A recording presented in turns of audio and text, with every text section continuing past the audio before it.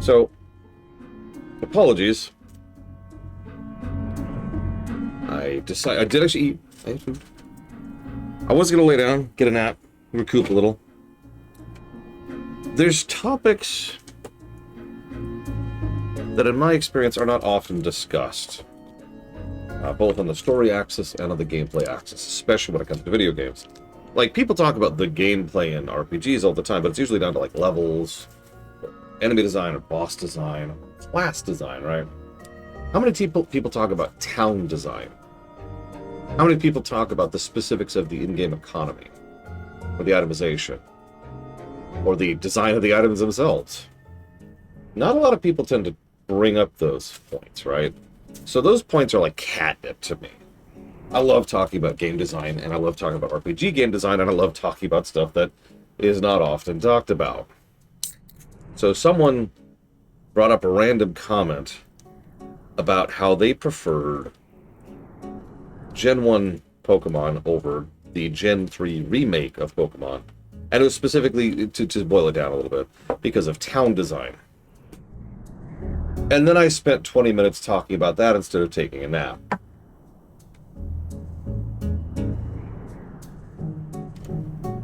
You have a problem. I don't have a problem. Anyways. Actually, if I might be so bold, because I actually kind of want to share this on camera. Because it looks like... Oh, no, it is actually 1,500 hours. Well, all I wanted to point out is that... You know what? Hang on. Let's do this way. I can do this. I can do this quickly and easily. Because I just want to talk about it. I'm sorry. It's something people tend to not talk about.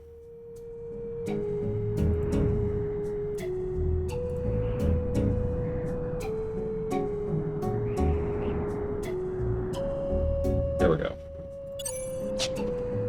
Blade Fall's the party lead. So I actually cannot. So hang on, I'm gonna do this really crudely because this is gonna be easier to do it this way, okay? So, hey, here's my Discord server. Woo! Oh my god. Okay, cool. So, Discord, right? Cool. Neat. You notice how everything's red over here? I'm shaming all of you for this. So, we're talking about town design, right? And this is actually really good town design. And I swear I'm going to bring this to FF11 too, because I want to give some positives to FF11 for this. So, this town, it doesn't look very big. In fact, it isn't. It's very small if you actually look at it. But what it is it's very well designed. There are 3 principles when it comes to good town design in terms of making a town feel big. Now, there's other stuff, too. There's specifics of exploration and recoup and all that. There's some fundamental gameplay elements to town design. But let's look at the story axis for a second. On the story axis of town design, you want to have interrupting sightlines. The less you can see of the entire town, the bigger it will feel. You want to have plenty of NPCs you can interact with, and that interact with is important. You need to have someone you can talk to who says something other than just, hi. And you want to have indoors, plenty of indoor locations as well. And actually, there's actually a 4th thing too, which is you want to see as much of the city in the distance as you can. Now, that doesn't apply to South Figaro here. This is a Final Fantasy VI game. But this absolutely pulls that through, because I can't even show you how zoomed in the shot is if you're in the SNES. You can only see a smattering fraction of this. Nice, big, thin, narrow, tall buildings, which interrupt sightlines. Lots of NPCs with tons of things to say. You can see hints and pieces of the rest of the town in the distance, and there's plenty of stuff to do. So, all of that's cool, right? Now, if we scooch forward a little bit, Final Fantasy IX here, we've got Lindblum. Now, Lindblum pulls an interesting trick. Lindblum is actually even smaller than most previous FF towns. It is minuscule. It's mostly just screenshots like this, right? And this is it. This is what you see. But in addition to doing everything else, let's go down the list, right? So there's lots of NPCs. I know you can't see them because this is a screenshot, but there's lots and lots of NPCs here, all of which you can talk to. There's nice, big, tall buildings, which are interrupting sightlines. So all you see is this narrow alleyway. It gets across the impression that there's more around the corner. And of course, most importantly, there's tons of the city visible in the distance. Lindblum does another cool thing. In order to get around Lindblum, you have to use the air cab, which is what this building on the right over here is. And the air cab, it's short, so it's not irritating from a gameplay perspective, but you hop in, and you get in an airship to fly to the other districts, which automatically and immediately conveys to your brain that this is a distance that you're traveling. You cannot reasonably walk, and so your brain automatically translates that as big, right? That's awesome. So Lindblum's great. Now here's how you don't design a town. I don't remember the name of this stupid place. It's the western town in Starfield. It does everything I just said wrong. Almost all of the NPCs in these towns you cannot talk to. In fact, there is an astonishingly small number of interactable NPCs in Starfield's towns. It's like a dozen in the entire town. It is less NPCs than we have in Oblivion towns, for Christ's sakes. It also, you can see most of the town right here. In fact, at most angles, you can see a decent chunk of the town, which helps convey how small it is. Yeah, that too, playful. And there's nothing to be seen in the distance. In fact, I actually pulled up a second shot to help convey this. Now, this is an aerial shot, so this is a bit of a cheat. But you see there's nothing. There's nothing around this town. It is just completely isolated in this spit of land in the middle of absolutely nowhere. So at multiple points in the town, you can see out past the walls and just see nothing, which does the exact opposite of what Lindblum did. It makes the town feel smaller. By the way, this is also a minuscule town, but that's not the point. You'll notice I haven't actually talked about the size. South Figaro is a small town. It'll take you 20 seconds to go from one end to the other if you got the sprint shoes on. But the size doesn't matter. It's how big it feels. Sex joke. So, very few NPCs, bad sight lines, nothing in the distance. What was the other thing? Oh yeah, not a lot of indoors. That's another thing. I mentioned the indoors thing. Let's go back to Lindblum for a second. So there's actually only like 3 indoors things here, but you notice nice, big, obvious indoor, indoor, indoor. You can go in all 3 of those. And when you go to the upper district up here, which is another screen, you can go indoors to almost every room there too. In South Figaro, almost every building has a door, and there is something interior. That kind of separation of going into a door and then going out into the world helps to add to that feeling of it being bigger, right? And once again, Oblivion actually does this weirdly well. This is pathetic. So not a lot of indoors, not a lot of NPCs, bad sight lines, and nothing to see in the distance. Now, this is when Blade developed into the conversation and brought up Dragon Age 4. Now, Dragon Age 4, after some thought, Dragon Age 4 only really has one city. Like, it has the beginnings of a city with, Treviso, with the crows. But Minrathous is actually very well designed. Tons of praise for the visuals and the aesthetics of the design of Minrathous, because it does everything I just mentioned well. Sightlines, NPCs, interiors, and lots of stuff you can see in the distance. You can see tons of chunks of the rest of the city in the distance. This one's a little bit of a cheat because it's actually a fairly large town compared to the ones we just showed, but it's still following those precepts of design. And yeah, this is actually a great example of what we're talking about. This is a good shot. There's the city in the distance, there's the sightline blockers, here's the NPCs, some of which, like that one and that one and that one, you can interact with. Okay, cool. And yeah, just to emphasize, this is the shot you see in Final Fantasy VI. This is how much of the town you see on screen at a given point in time. This is when Cashel jumped in and mentioned FF14, which, by the way, pulls the same trick. This is the playable area down here. Here's the bunch of the city you see in the distance. Same thing with Ul'dah. This down here, this road is the playable area. This is the city in the distance. You get it. Now, this got me thinking, because there's one other game which does towns probably better than anyone else, but honestly, it's kind of a freak exception, right? No, not Oblivion. No, it's actually World of Warcraft. Now, this is not a great screenshot. I actually went out, took the screenshot myself. This is Suramar. You see this city here? All of this is navigable. All of this. You can go everywhere here. That's insane. I don't have a better way to put it. The Blizzard devs, especially the Blizzard art team, are out of their goddamn minds for actually bothering to sit down and design an entire city like this. But the thing is, and this is the point I was trying to make, is that even though the whole city is there, and here I'll go another, here's another shot, here's Silvermoon from Midnight. This whole city is there, which is absolutely freaking insane. However, If you zoom in the camera down to the ground floors, everything I just said still applies. Sight lines, visibility in the distance. Nice. Blade Devel actually put out something, nice big open streets, which help contribute to things feeling large. That's mostly accommodating players. Plenty of NPCs you can interact with, plenty of interior areas you can go to. All 4 of the same beats still apply, even down at the ground level. I also took a shot. Whoops, hang on, picture. There we go. Of Suramar at the ground level. And again, you see how all of this still applies. Even though the rest of that city in the distance is navigable, it doesn't change the fact that it's still following the same design. You can still see all of this stuff everywhere. And then, now I'm going to stop. But I just really wanted to talk about that because it is such an untalked about topic. And I find that kind of stuff fascinating. Now, moving on. Let me go talk to Jackass, because it's now nighttime.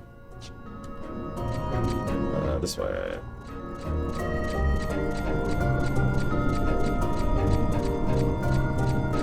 Apologies for the derailment. In my defense, I only took 10 minutes to talk about town design. Hi, Otherworld, by the way.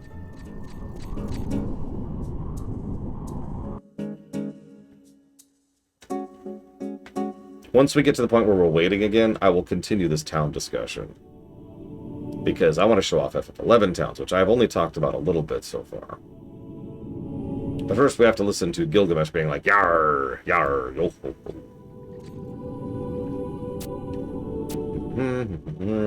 Are you aware of the current state of Abyssia? No.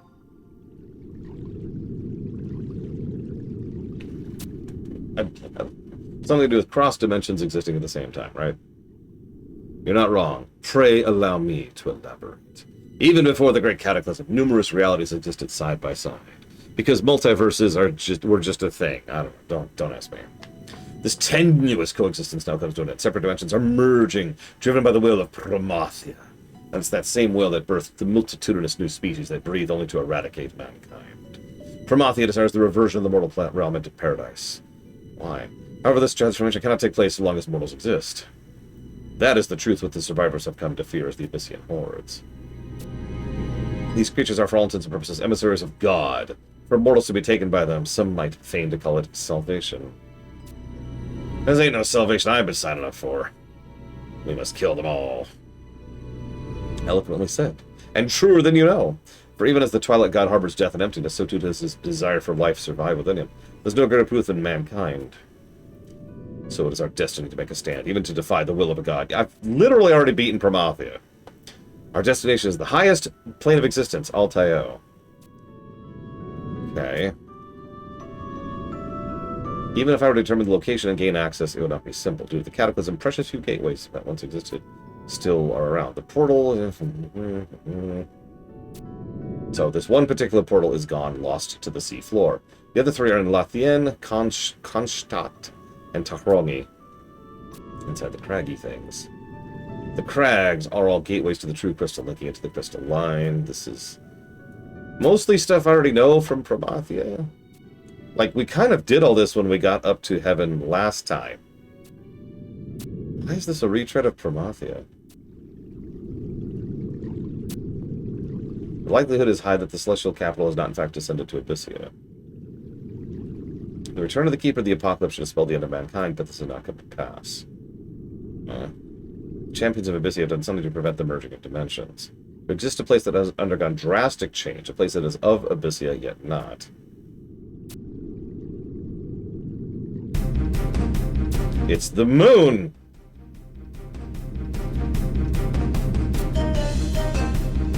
The moon appears to have greatly increased in size. It's obvious if one knows where to look.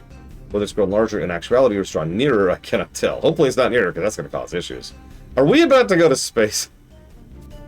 I mean, we've already been to space in FF11. Portals that connect our world to Abyssia, from our world Abyssia to Lorewinter's Own. It's not beyond imagining they could take us to the moon.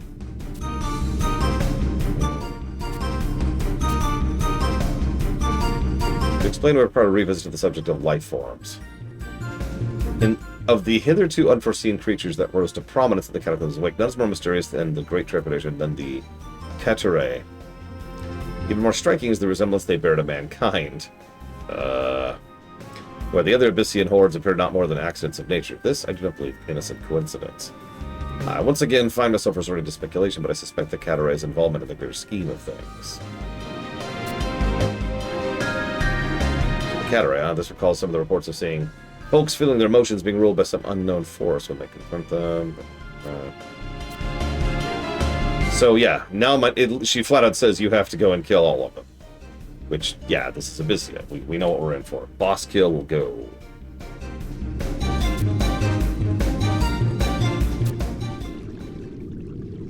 Okay. To the moon. Not yet. We gotta go kill some stuff. To the sun killing stuff place thing.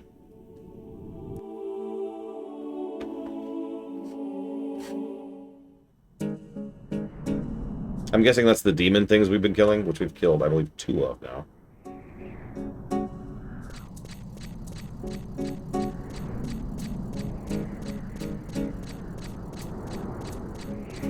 Okay, where to? Where to?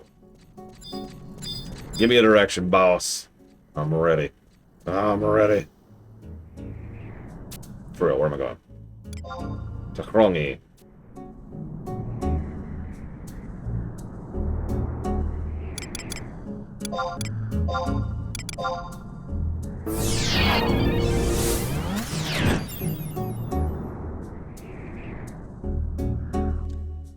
So I will briefly talk about towns while we're in Sandori, and I mean very briefly, but you remember the points I kept bringing up? Lots of NPCs, interrupting sightlines, visible town in the distance, and interiors. Hey look! Nice tall walls. This is actually a bad example of this, honestly. Yeah, you know what? Juno is probably going to be a better example of this. Give me a second. Let's go up here really quick.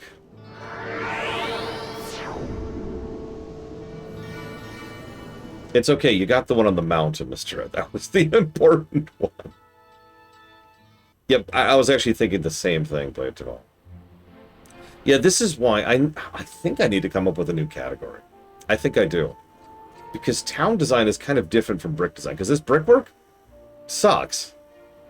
But look at the actual design of the town.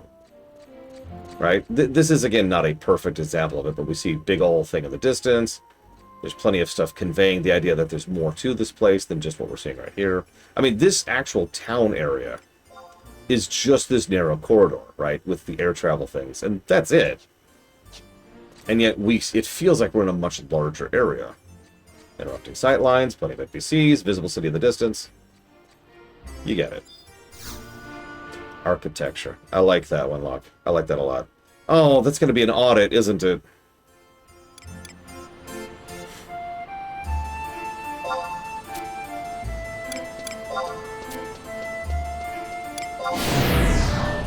Exactly, Blade Tivol. And it works. It works very well. Again, I agree that Bastok is probably the best example of this. And amusingly, Winter's just probably the worst. Sandoria is kind of neutral. Some areas of Sandoria look better than others. Are we going in? I assume we are. Yes, okay. I saw Blade Tivol go in. That's the signal. God, no, that is valid. I'm gonna have to do an audit. I'm gonna have to do an architecture audit.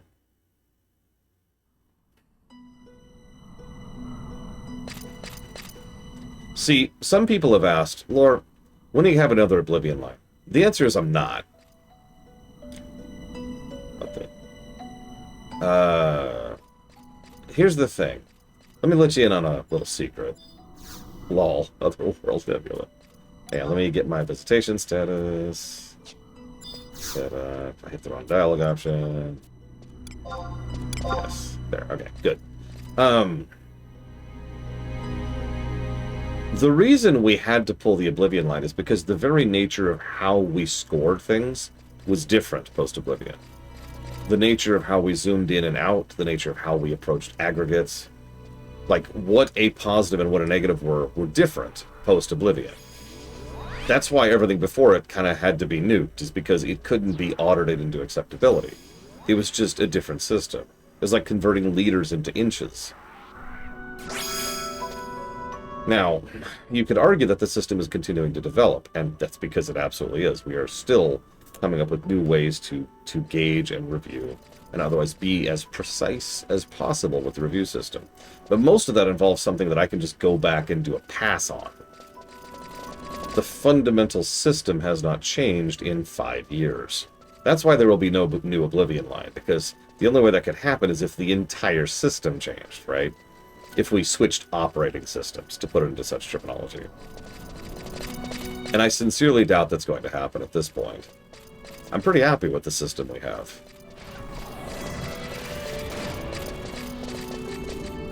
It's fine, it's fine.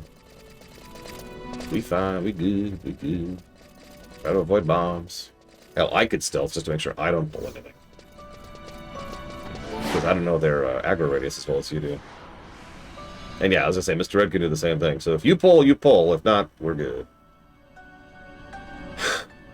So yeah, I will make a point to go back. Because this actually happened during the WoW review. Some of you probably didn't even notice this. But during the WoW review, I realized, and people in chat pointed out, that skyboxes were an aspect of brickwork. And I was like, you're absolutely right! And so I went back and reviewed and audited up several games of skyboxes, both good and bad, in order to add positives and negatives to them. But I can do that, right? I can just go back, add the positives, tabulate, adjust the formulas, and we're good. Worst skybox I've ever seen. WoW Vanilla. I'm kidding.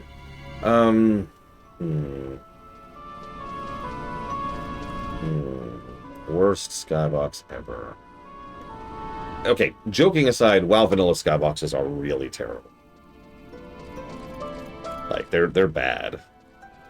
I actually prefer some of the older MMO skyboxes, which are less... Like, there's less graphic there. But because there is less, there's less bad, you know? There's not a giant blur pretending to be a cloud, there's just blue. Having said that, I was going to say, FF11 hasn't had really great skyboxes, in my opinion. There are a couple of exceptions. But the further back you go, the less interesting they look. Which I suppose is normal.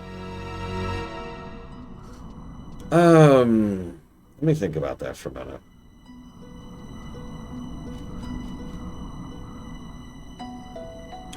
I can see it in my head. It was a 2D PNG or a JPEG, kind of pasted crudely on what was clearly just a circle. Was it Daggerfall?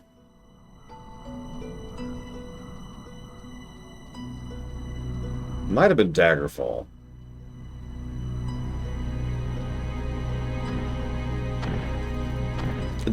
So technically that is Skybox, but ultimately that's more of a visual storytelling thing.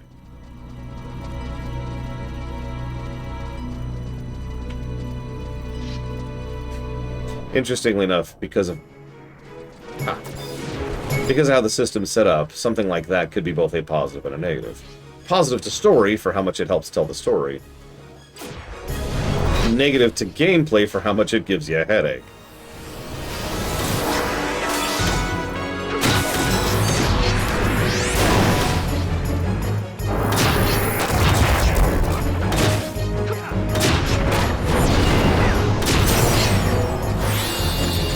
I know. A Final Fantasy game having a plus to story and negative to gameplay in the same thing.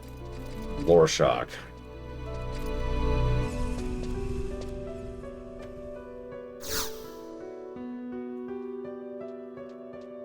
Now, as much as I mentioned I want to give some positives to FF11's architecture, we're going to call it that.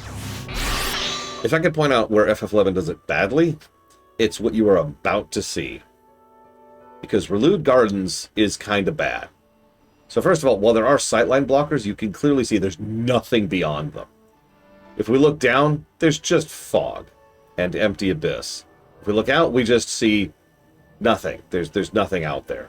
There's just fog as far as the eye can see in all directions. It's the same basic problem we had with that Starfield town I was showing off. Yeah, exactly. The illusion just completely crumbles because we're standing on a platform in the middle of nothing. And if I were to zoom up here, well, there are some sightline blockers. For the most part, you can see almost all of Relude right here. So, no illusion from visuals, no illusion from visuals. There are a decent amount of NPCs around. FF11 does pretty good on its NPC design, I'll give it that. But Yeah. Yeah, if this was literally in the air, this would probably work better. But you can see how this is kind of a proto-Ishgard. Where am I going, by the way? Because if you just imagine for a moment that that's the storm, right, surrounding Ishgard, and then if you look up and you could just picture this, the castle of Ishgard in the distance, all of a sudden it fits a lot better. I'll tape a...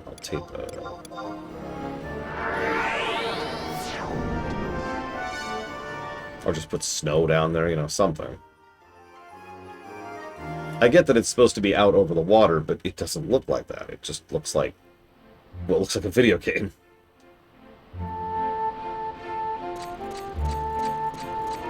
Okay. While you're doing that, I'm going to adjust the audit sheet to include architecture category. Put it right here after animation.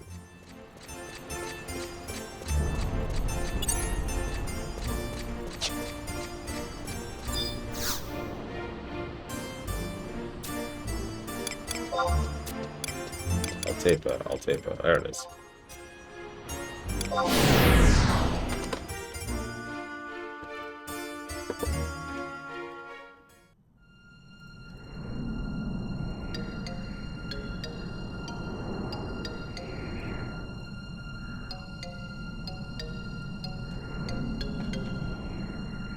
What's funny is this will also open up new categories for negatives, too. Like, I just happened to glance up and I see, for example, Metroid Other M, which will probably get a negative for architecture. Whereas GTA 5 will probably get several positives. And yeah, Starfield's score is about to go down. Although, in the interest of fairness, so is Secret of the Stars. Although, I think I'm going to not touch Secret of the Stars yet. Because we've already said we're going to audit that. Like, actually sit down and replay it. It's going to be a little treat I'm going to treat myself with. Hi, Giga.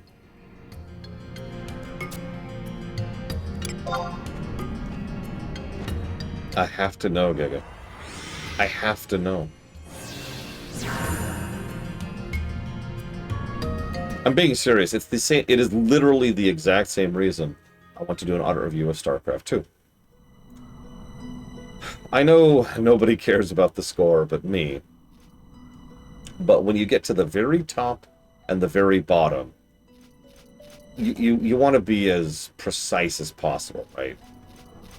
If my review of Beyond Good and Evil isn't a completely perfectly precise review, nobody really cares. But when you get to the tops and the bottoms, you kind of want to have that to be as supremely accurate as possible. This is also why I recently did an audit of all of the 2D platformers that were on the list, which took a minute, but I did it. Yeah, exactly, Blachwell, you get it. Amusingly enough, most of them didn't really change score that much. For example, Mario Bros. 3, I gave substantially more positives and negatives. I was far more detailed about the specifics. The score changed by like 3. It is, however, a more precise review. And people care about Mario Bros. 3, so I think that was worthwhile time investment.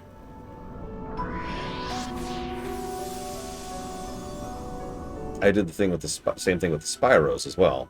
Don't tell Mr. Red. And several Metroidvanias.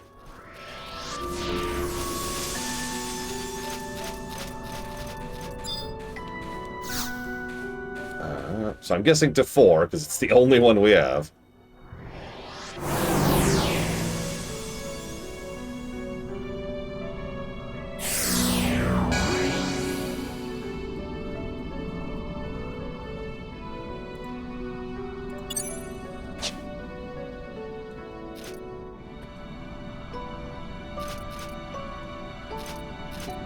And yeah, I anticipate it'll be a fun stream.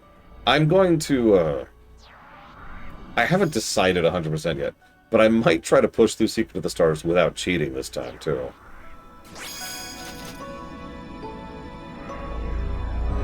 We'll see.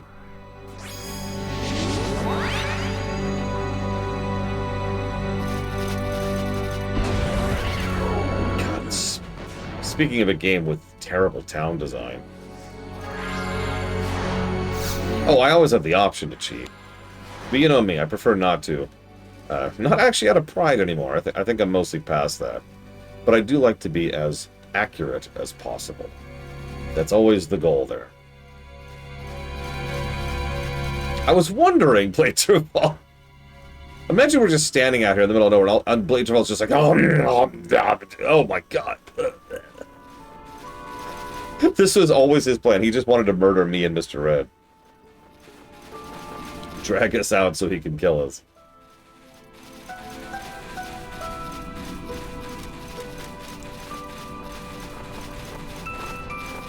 Oh yeah, he's been playing the long game, which is fitting for an FF11 player. Years of arduous build-up, and then payoff.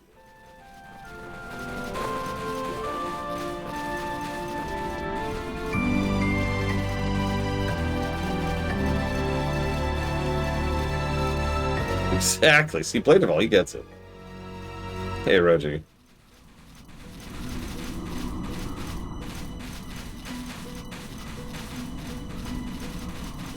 Just glancing down the list of games where I think architecture will apply. In most games, architecture doesn't apply, right? But in some cases, I think a few scores are going to go up. Luigi's Mansion 3, right? Portal 2, more specifically. Arguably, some of the later Mario Karts will probably go up as well. Oblivion will.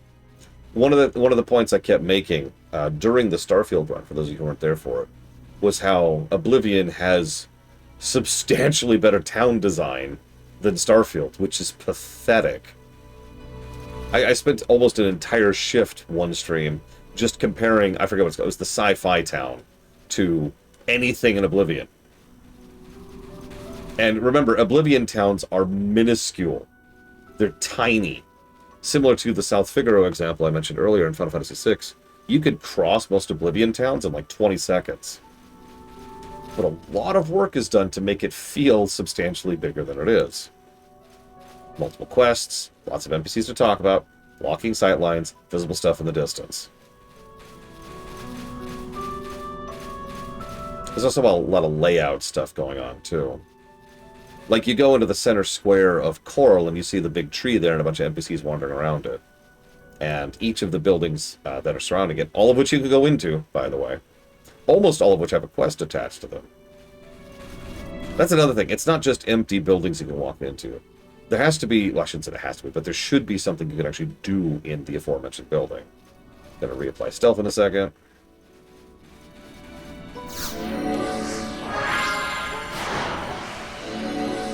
Exactly, Reggie.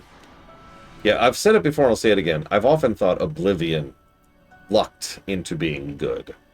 I don't think it was intentional that Oblivion is as good of a game as it is.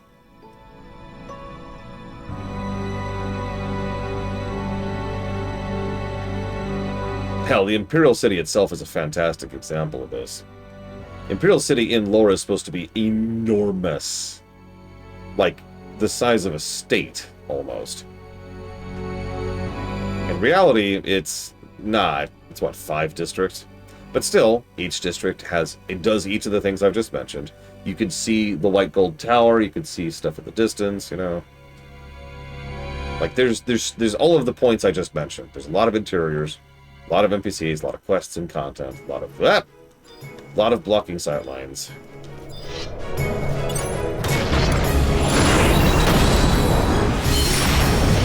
Now, my biggest complaint about the Imperial City is that it's alien architecture, which means it's pretty boring looking. But that's brickwork, not architecture. Yeah, exactly, Reggie. That's pretty much right.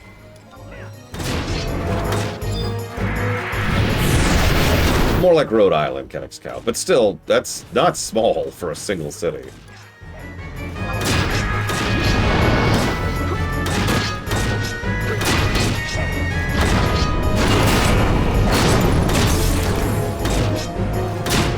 Why is his health going up, not down?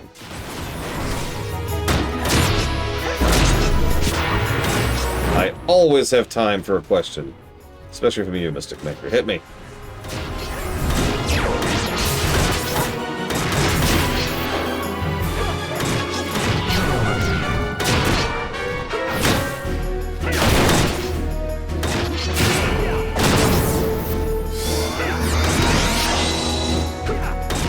Oh, I have no idea, Magister.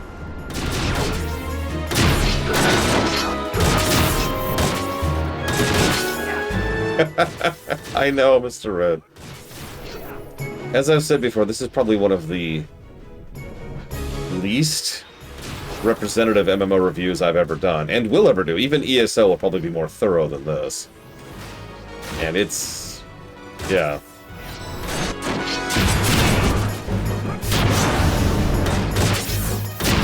Endings or arcs? That's funny. Or maybe funny is the wrong word. Interesting. Because both of those are functionally the same thing. Hear me out for a second. The idea here is if you have an idea of where you want to go, you can then plot out your course. The best piece of advice I could give, and I've actually given this writing advice many times, is I want you to think about something that interests you. Doesn't matter what it is, right? And then think about what about it interests you. Did we get it? No. No, we did not. Okay, there we go. And then kind of think about basically what Taqueta just said. A point which you can then reach as a consequence of that. So, to use this specific example, let's say you really like airships. Okay, cool. Airships are cool. Doing an entire story around airships is cool. I'm completely with it. But what do you want to do with it? Where do you want to go with that? Maybe airships being commonplace is something you want to build up towards. Maybe airships being commonplace and then going back into being rare is something you want to do. What am I looking for?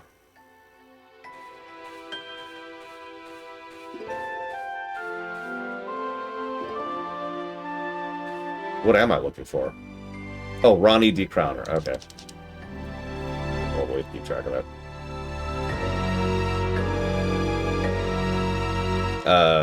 Now what?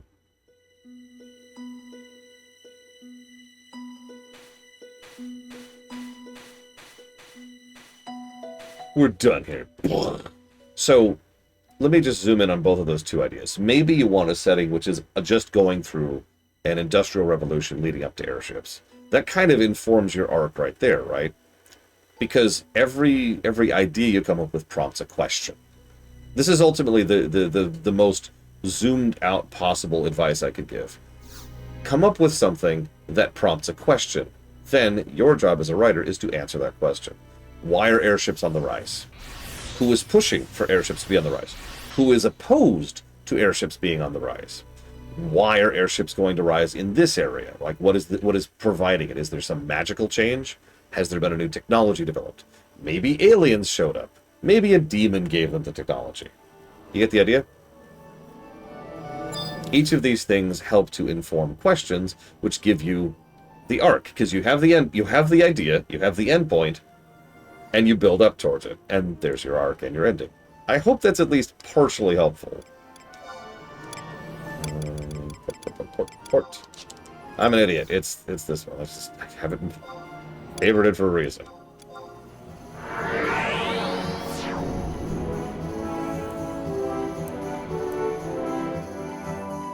Also, if it makes you feel any better, most writers have absolutely no idea how to write endings. There is a reason most games fail on the outro. In fact, I would say most stories fail in the outro. Oh, absolutely, Reggie. That's another piece of advice I can give that's very generic advice, but applies across the board when it comes to writing. There's no shame in taking inspiration from something else.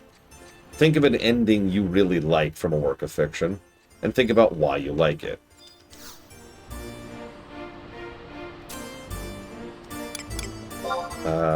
Grobber.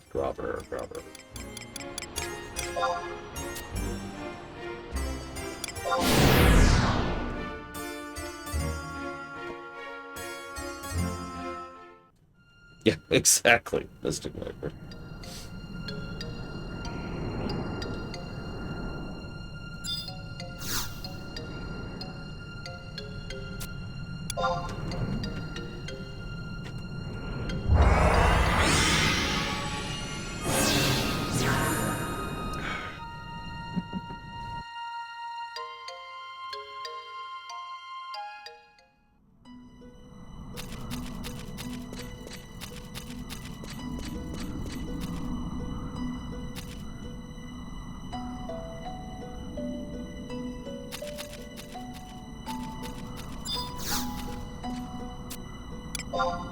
Ah, keep in the wrong option.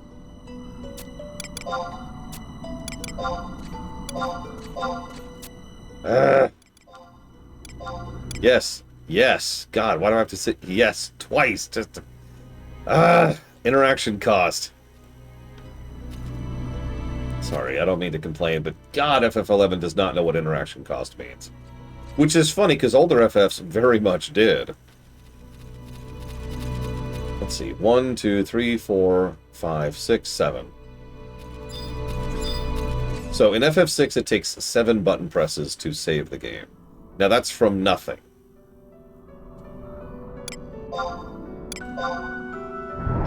Now that may sound like a lot, but that also takes less than a second to do. Menu, up, A, left, A, B, B. That's it. FF6 actually has extremely good interface design, but I don't want to gush about FF6 here. So I'll gush about...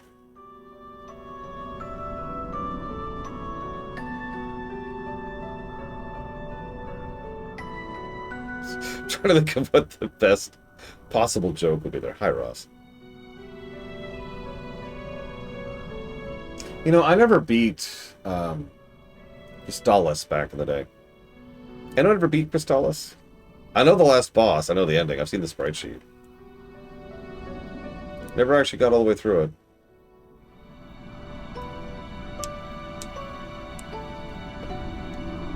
How old was I when I played the N64 for the first time?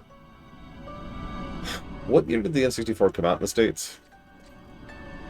I will absolutely gush about Evo's game, because if you're not aware, she's been asking me a lot of behind-the-scenes-y stuff. I'm pretty much her consultant on that, and I am absolutely going to flex on that, because I feel... I don't know, it's like, I'm proud of that, for lack of a better put it. I'm proud that I have a wealth of knowledge that I can put at her disposal. Oh, I should hit this.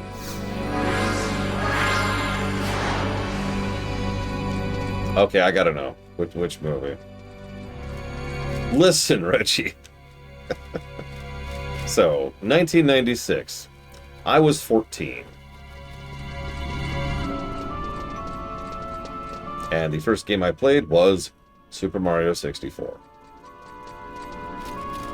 Oh, God. Alright, hang on. I'm gonna put you on follow, I think. Yeah, no, my amazing grandmother got me an N64 when it came out as a gift. So, I actually got in at the ground floor of the N64. Unlike the NES and the SNES, where I kind of dipped in a little bit later. What a weird console the N64 was. We've got Mario 64, Mario Kart 64, Paper Mario, Ocarina of Time, Majora's Mask, Star Fox 64, and then arguably Smash, GoldenEye, and I'm going to stop there, actually, because I haven't played the Pokemon Stadiums. That's a pretty small library, but almost every game I just mentioned is, like, really good. A weird machine.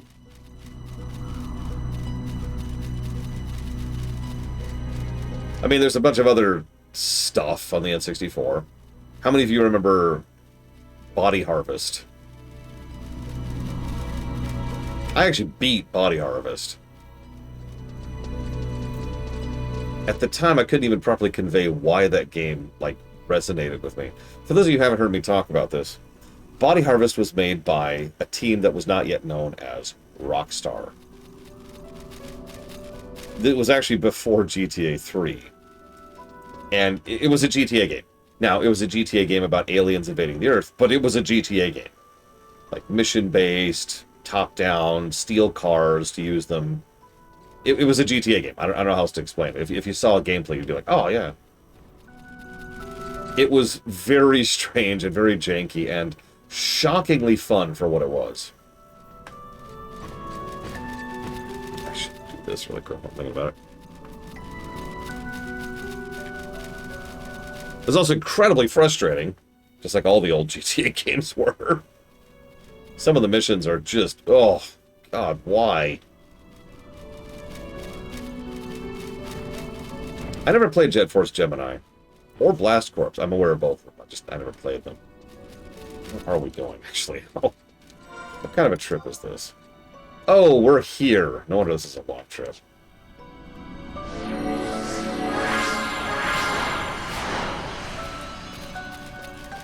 Oh,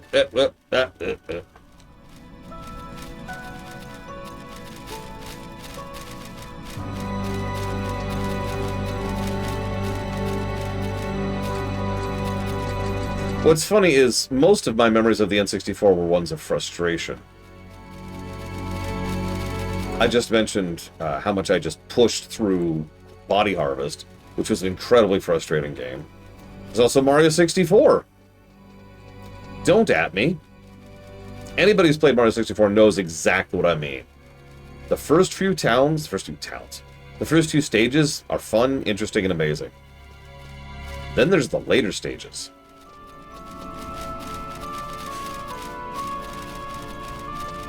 And yeah, Ocarina had control issues and camera issues, and the game just fighting you the entire time. Majora's Mask had the exact same problem. Here's one for you. Oh, God. Yeah, exactly, Kitten Fan. Bomberman 64. I've actually never fully beaten Bomberman 64, because by the time I got the first ending, I was so pissed off in that game. I was sick to death of it.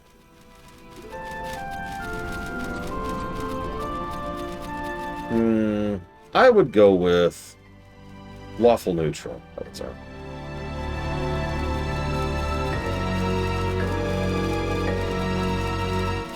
Oh, God, yeah, Reggie. Oof. Wall. Oh. I mean, everybody did like Fall.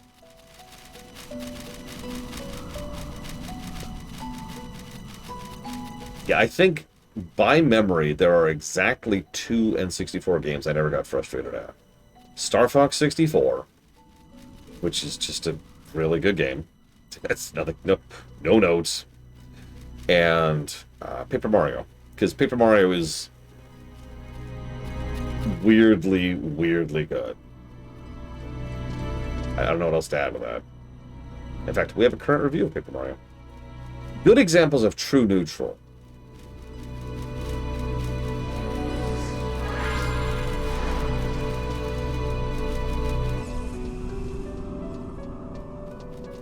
Oh gosh, usually I work better the other way. In other words, if you give me a character, I tell you the alignment rather than alignment to character. Where are we going? Oh my God. Dr. Wily. Yeah, actually. Oh God, Diddy Kong Racing. Oh my God. Shoot me. Or rather, shoot that Kraken so I can eat him alive.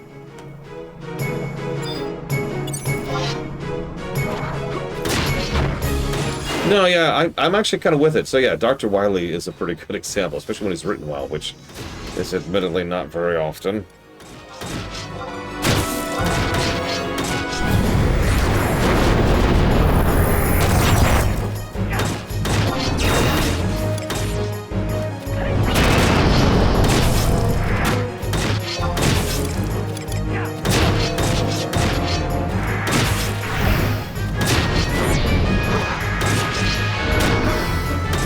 Who's the dude?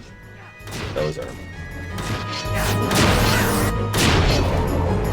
And yeah, Shrek is definitely neutral good. Although, no, you know what? I'm going to disagree with that. Shrek is definitely chaotic good. Oh, Big Lebowski. I don't... No, Big Lebowski then.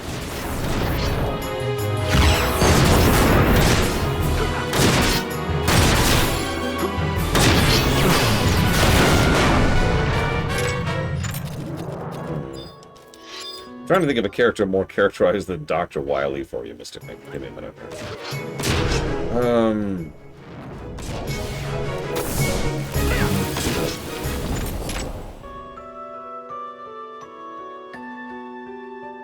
Lara Croft?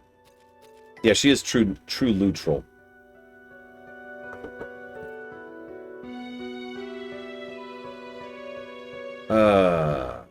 It's almost nighttime.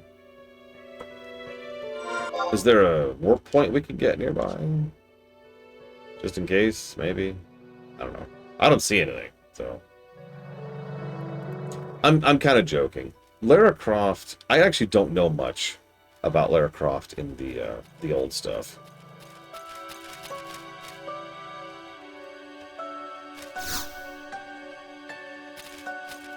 Actually, I would say Tom Bombadil is chaotic neutral. So let's define these really quick, because alignment arguments go back 40 years, right? I used to use my own definitions of the alignments, as I'm sure most people did, and then I realized that that wasn't helping anything. So I chastised myself and said, no, bad law. Bad. And so nowadays I just use the actual the definitions of the alignment as written. Which is, on one axis is whether or not you care about being lawful or being chaotic, and the other axis is whether you care about being good or care about being evil. In other words, if you have a preference towards doing good, but you do not care how the good is done, you are neutral good. If you have a preference towards being organized and structured, but otherwise you don't care about what that structure is, you are lawful neutral. Make sense? Yeah, I was just going to do that.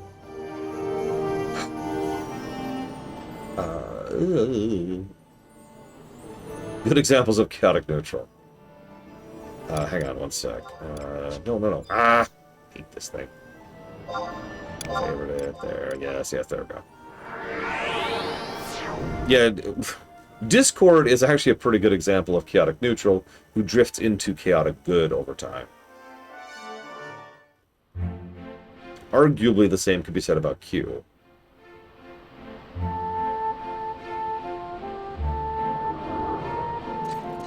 So Deadpool's a meta character, which means he probably doesn't really have an alignment in any real sense of the word. His alignment is, I can break the fourth wall. Jack Sparrow is definitely chaotic good, 100%.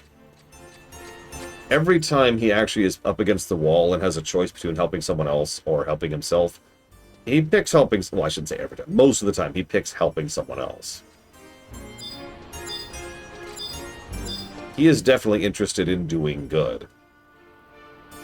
Remember, the entire incident that cost him the Pearl was him being upset, or, well, okay, that's not what... The entire incident that got him into Davy Jones's debt was him trying to free slaves.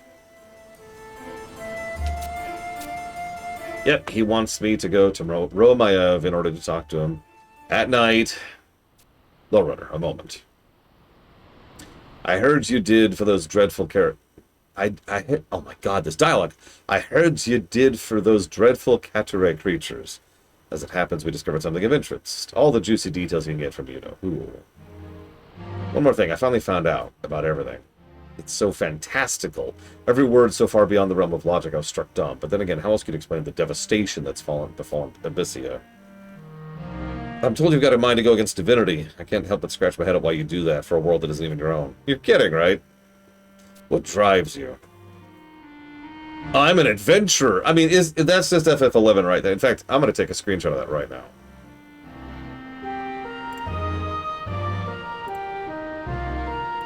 So, you know I hold a particular venom for Harry Potter. The setting in my heart, Elizar. But I say this without that particular venom. Harry himself? Harry is chaotic neutral. He does not really care about doing good. Not really. he is pretty self-interested to the point where he drifts a little bit towards evil. He, however, absolutely hates the establishment and goes against the rules as much as he possibly can. He is very chaotic.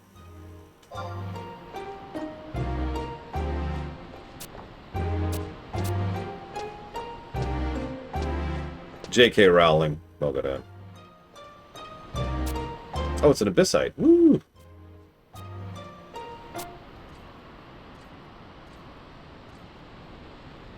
Yeah, he happens to be on the side of good because almost all of the friends he made when he entered the magical world were people who were aligned with good. Ron and Hermione both come to mind immediately. By the way, lawful good and chaotic good, respectively. Or no, I said that in the wrong direction. Excuse me. Hermione is lawful good, and Ron is chaotic good.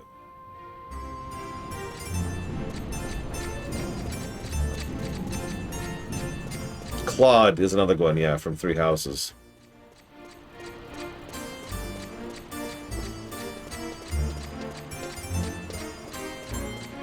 Edelgard is kind of a more interesting one. I'm going to talk about townspeople. Yeah, he makes fun of Hermione for wanting to end slavery. Speaking of which, you notice that Hermione, every time she tries to do good, usually does so systemically. She wants to end the institution of slavery, not free slaves. That's very lawful, right? It's very organized kind of a mentality.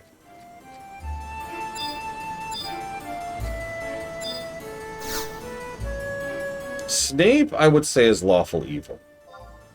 I know a lot of people give him a lot of leeway for redeeming himself at the last minute, redemption is death, blah, blah, blah, but I'm sorry, Snape is evil. I'm just... Snape is a good example of how someone who is evil can still do good, though. Which is something not a lot of fiction acknowledges as much as it probably should. Okay, so let's start with Sandoria.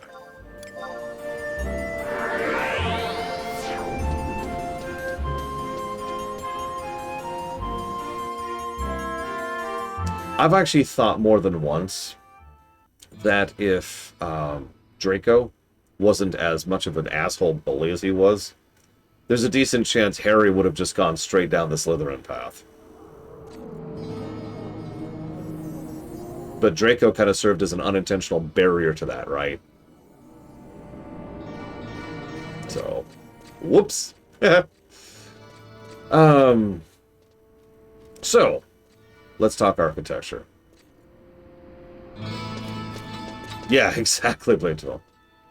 Remember what he said several times? Not Slytherin, not Slytherin.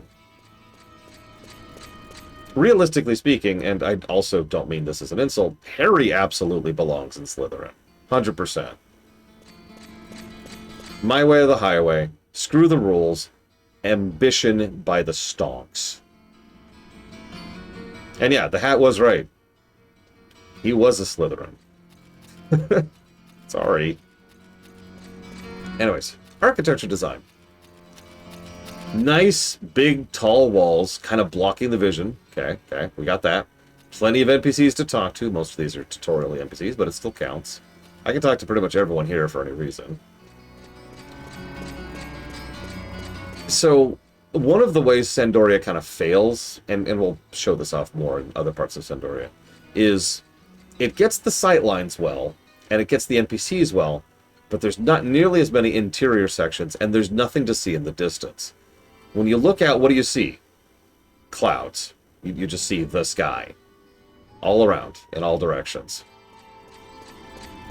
That's it. That's all. And it kind of contributes to that empty feeling, right? That we mentioned earlier.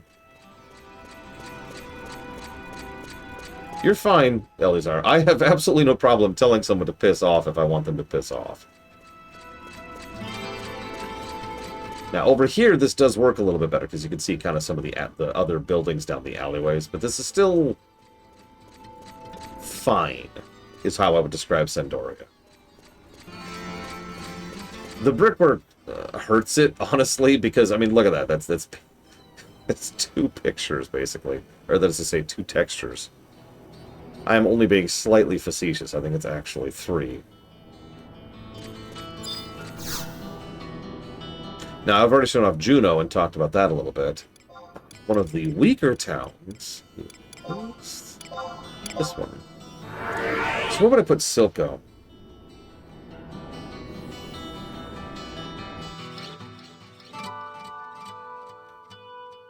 That's actually a tough one. This is an MMO, Mogodan, and it's not a dumb question. Thank you for asking.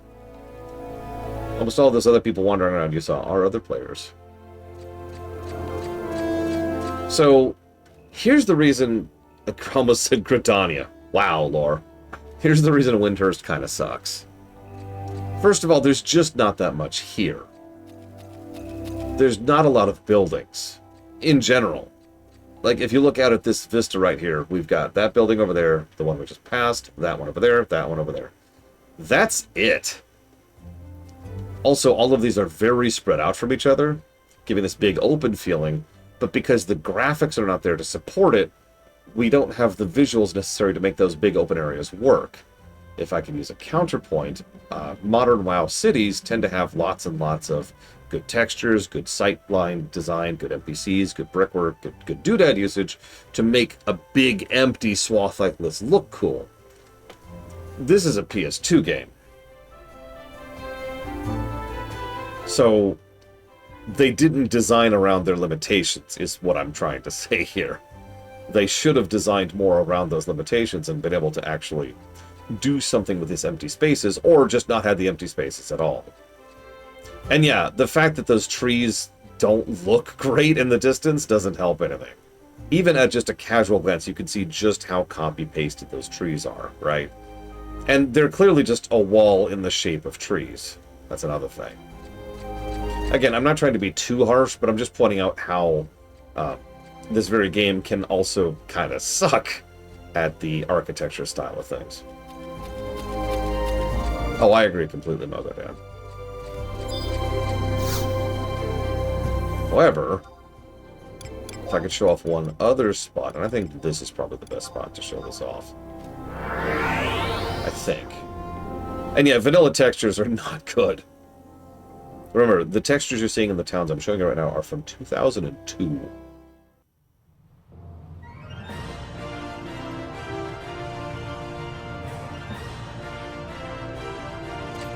So, speaking of terrible textures, but no, for real, take a look around for just a second.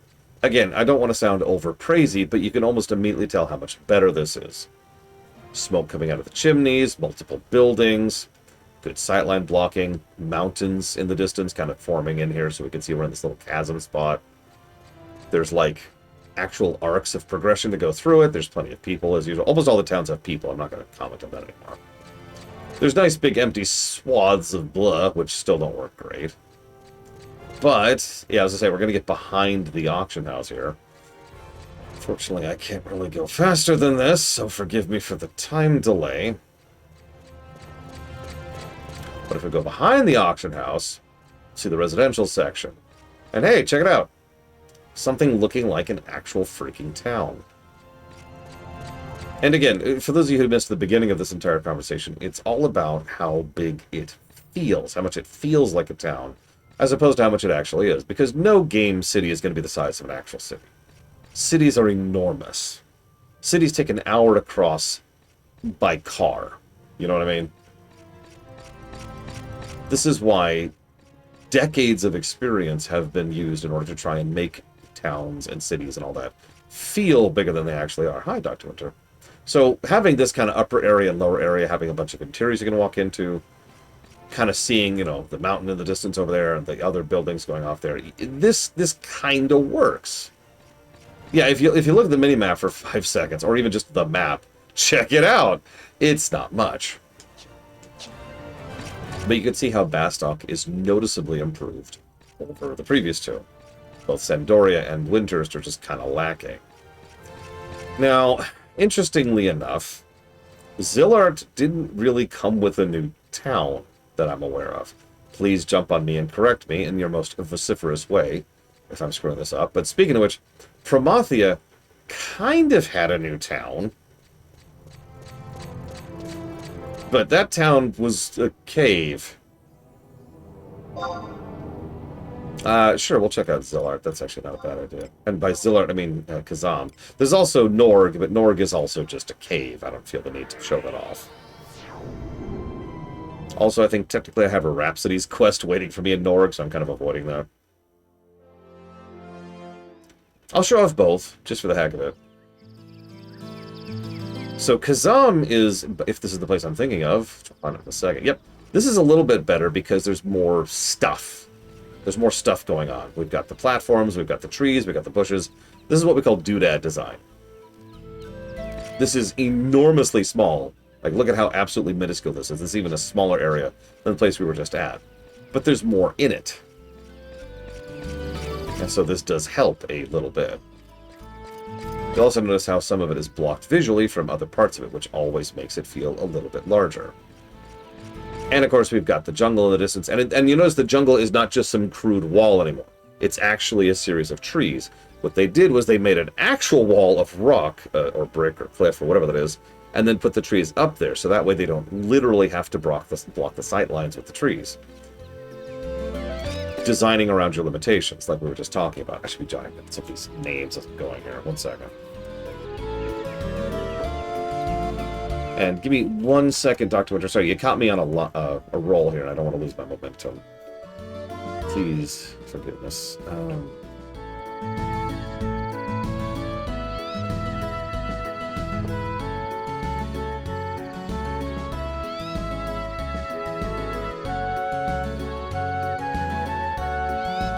Yeah, I noticed that it's already night, so I need to actually get on with this.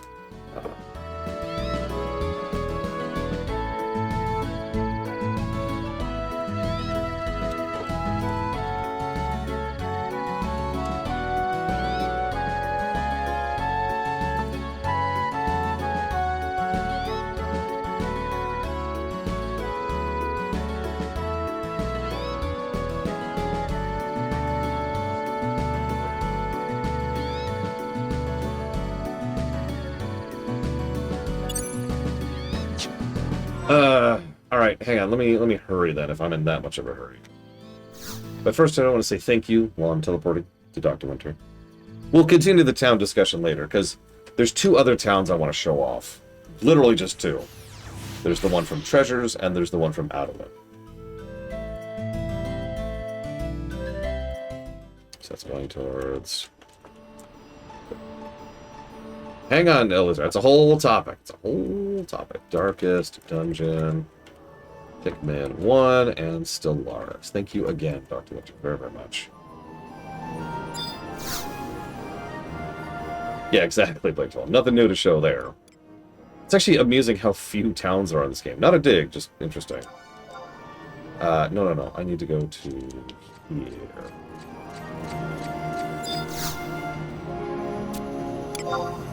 Can I just say, this is just a pet peeve. I hate how there's 3, or I guess technically 5, separate teleport hubs in this game.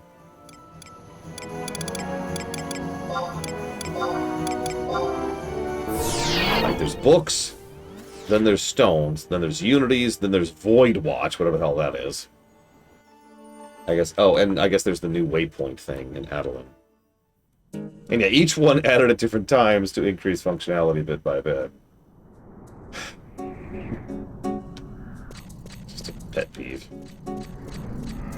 A favorite Final Fantasy I'd recommend. If you've never played the Final Fantasy series before, I will always recommend FF4, the Pixel Remaster specifically, as a first one to try out.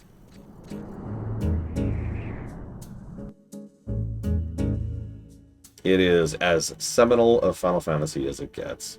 And it's still a damn good game, I think. If that doesn't work for you, if you're not into FF4, honestly, you're probably not into FF. And no judgment, obviously. Okay, so since we are in a hurry, I'm going to read this at my pace. It's an issue at Delta Tower. There's some speculation going on. Mm-hmm.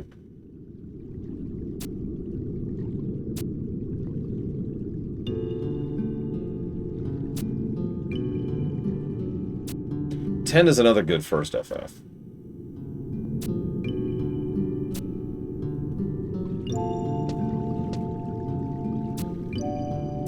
Oh, and she just mentioned that she's the survivor of Zillark, which we know. Gilgamesh didn't, but, like, yeah, nothing new here.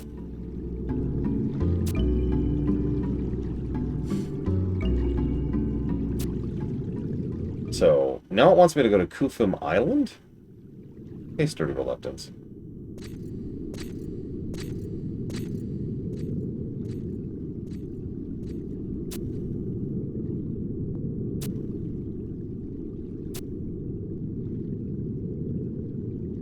I like how they're talking up killing Promathia, because that's surely where this is going, right? We've already killed Promathia. We've been there, done that. Got the t-shirt, got the coffee mug.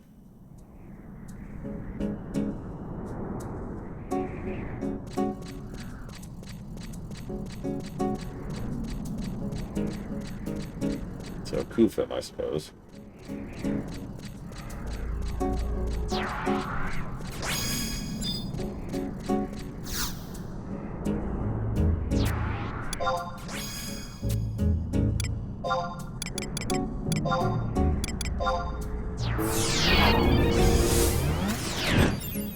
Yeah, I know a couple of people who are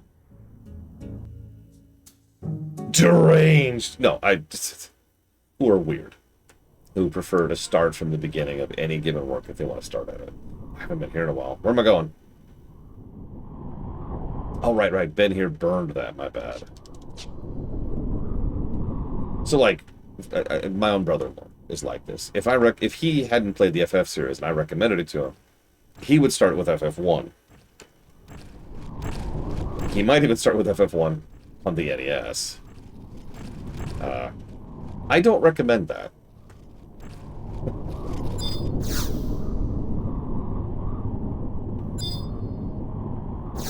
Hello? Hi, DeQuack. There we go. 10,000 crore. Wow. I'm glad we've been getting that as we go.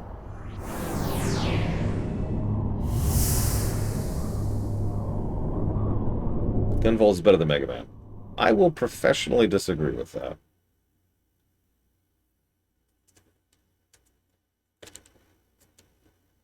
Yes, Ross. Unironically, yes. I would watch the first episode, and then the second episode, the one about the tickets, and then the last episode of season 1. I think all the rest is skippable. Trish, what are you doing here? What kind of reaction's that? You got a fever or something? Then again, with all you've been through, small wonder you're not feeling yourself. Oh, wait, something ain't quite right. Who are you? Hi, alternate Prish.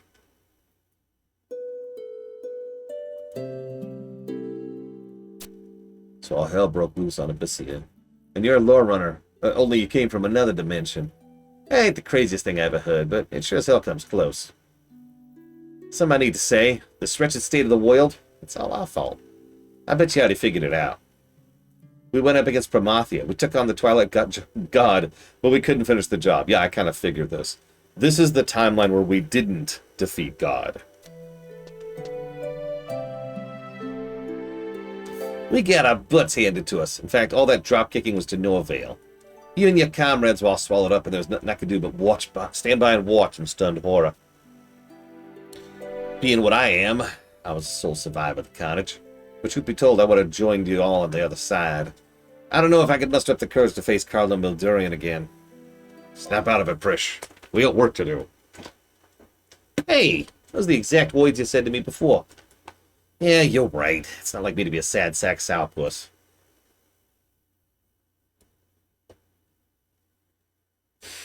At this rate, it's good to know the Lore Runner will always be Lore Runner, no matter what dimension he's from. Yeah, I don't know. The me from the Wings dimension was kind of a prick. I do notice one difference. The oodles of power you emanate.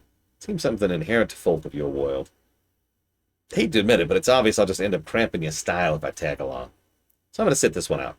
My world, Abyssia, is on your hands now. I got you. How many times have I seen that doltish grin of yours? It sure brings back memories. Now let me be dead serious for a moment. You're bursting at the seams with the power the people of Bissia can only dream of. This is true. However, the enemy isn't the run-of-the-mill man-god you might be expecting. In absorbing our friend Celsius into his being, the Twilight God has evolved and taken on a fearsome new form. Terror and dread made flesh. He's more like a worm now, but bigger, badder, uglier than anything you ever seen. But hey, don't leave these little details unnerve you. When you square off against a souped-up Promathia, the foremost thing in your mind is be yourself. Be your bloodthirsty, ruthless self. Ready yourself as best you can, because even if the extra-dimensional version of you can't come out on top, goddess forbid, Abyssia truly is screwed. Oh my god, look, he's got the shirt. He's got the shirt.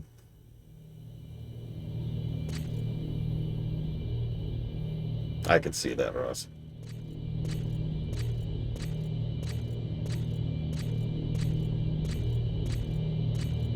Now we wait. Endlessly waiting. It's like straight south of the book. Like, as soon as you leave the structure, there's a purple pillar visible, like 20 feet in front of you.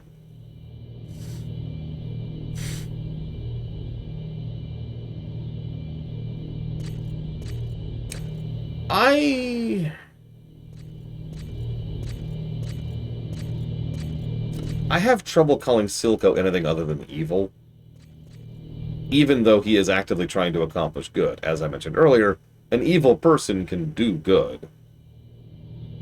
Right? Like, it's a thing.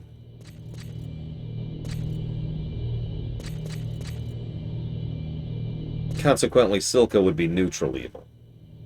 He does not care about law and order. He does not care about chaos. He looks like he's anti-establishment, just like he looks like he's a mafia don.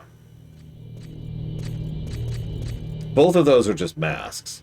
He's out for his goal, and the goal is all he cares about.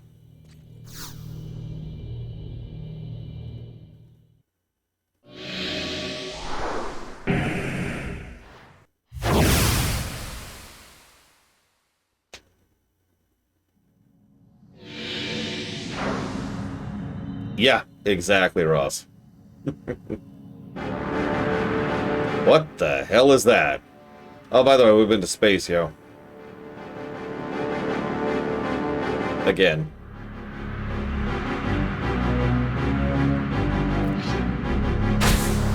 Oh my god, it's Shinryu.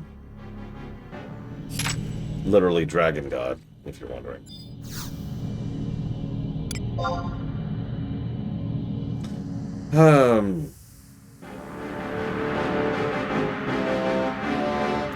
Deja vu. Game? This is the game. This is the exact same cutscene. I demand that you say something, Giga. Yeah, that's a weird one. Oh, hey, look, there's the moon down below us. That's kind of cool. So now we've been to space and to the moon. Woo! Now we just need to go to the afterlife and we'll have the trifecta. God, look at how terrible that texture is. Yeah, I see the palace over there. Like, a weirdly higher resolution palace than the crater around it.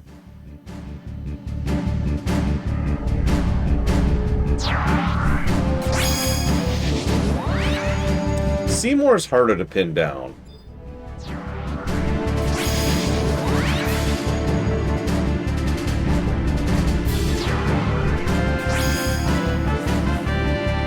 Honestly, Archer's pretty easy.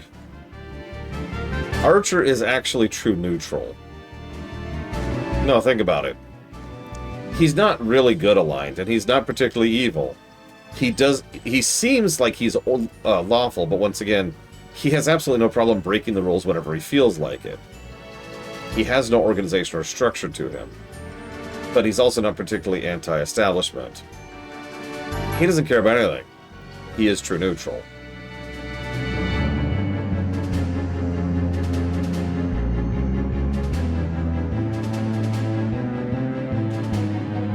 And yeah, obviously Picard is lawful good.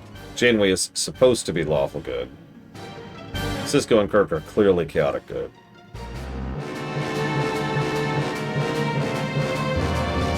Okay, when it's doing TP, whatever that means, don't be in front of it. I mean, it's a dragon. I love how you're like, all right, Lore, I know you're in the middle of a giant climactic boss fight, but could you answer my question now?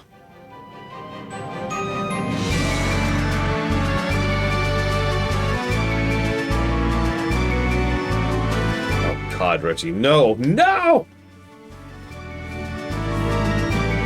Honestly, chaotic evil, and I mean that. In answer to you, Reggie. I mean it. I'm not joking.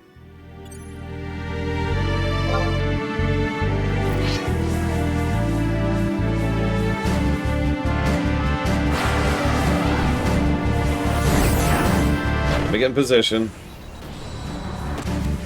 There we go. There we go. I think I can actually hit him from over here. Let's get some buffs going really quick.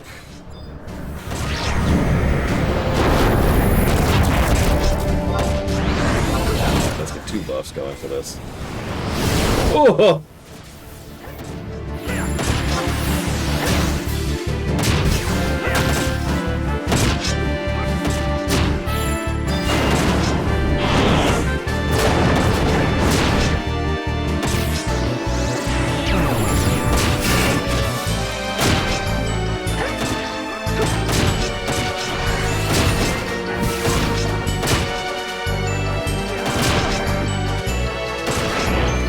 So, Elliot's aren't asked about separating author from the work. The problem is there's actually 2 completely distinct layers to that.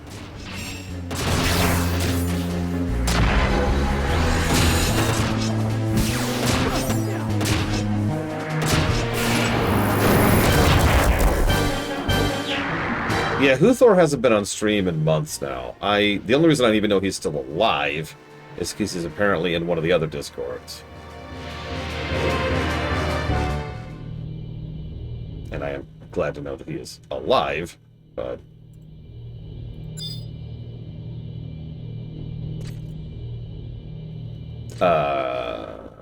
do I talk to Trish? We're gonna say yes. That feels like that makes sense.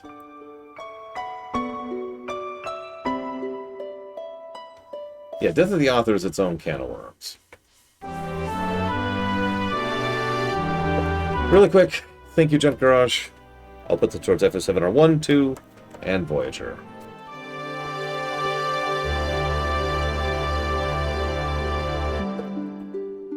I always knew you could do it, but I was on pins and needles the whole time. I never lost you once before, after all.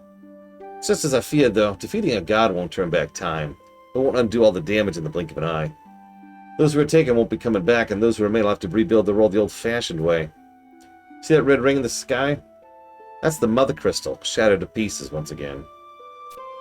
Do you notice? Formathia is gone, but neither can I hear the voice of the goddess. I'm sure she's grieving in silence even as we speak. There's no cause for concern, though. As long as mankind lives on, so too will the gods that gave birth to us.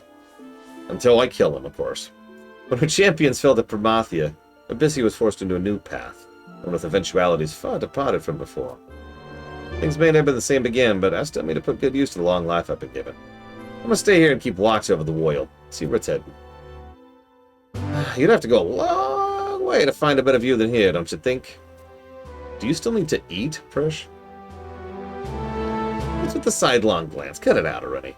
Spells and coices have no effect on me, let alone words and stares. If this is the moon, then that thing's a whole jillion malms away. It's as round as the moon, even more beautiful, I reckon. This place, though, holds special meaning for me. After all, it's where I fought my last battle beside my friends. If I left, I'd be making a lot of people sad. Can't be doing that now, can I? And that's why I have to stay. Rough days are still ahead for Abyssia. Pains me I won't be able around to help you out. But with you on the job, I know I got nothing to worry about. When you get back, I want you to deliver a message to the Cardinal. Tell her I'm alive and in strapping shape, as always. Oh, tell her also I'm sorry. Because Folk would call me improper to send a Godslayer as an errand boy, but as you can see, there's no one else around I can ask to do this favor. We may be of different worlds, but our friendship's is dimension transcendent. Go well, and thank you. I hope it won't be long before we meet again. In Rhapsodies. So, I get them wanting to do vanilla again. I do. Why did they want to redo Promathia? Kind of. Like, it's not really a redo. That's an inaccuracy. But, like, that is such a strange choice. Yeah, it's not even like a remix. It's like... So... I mean, this whole era is marked by... There's another version of this, of our world, of Vana'diel, that went worse. We saw that with the Dark Future in Wings, and we see that here in Abyssea. Here's what happens if we lost against the Shadow Lord. Am I going back, by the way? Where am I going? What am I doing? Here's what happens if we lost to the Shadow Lord. Here's what happens if we lost to Promathia. It's just interesting. And I kind of hope Rhapsodies doesn't do that a third time. Don't tell me. I don't want to know. Okay, back to Joaquin. Screw it.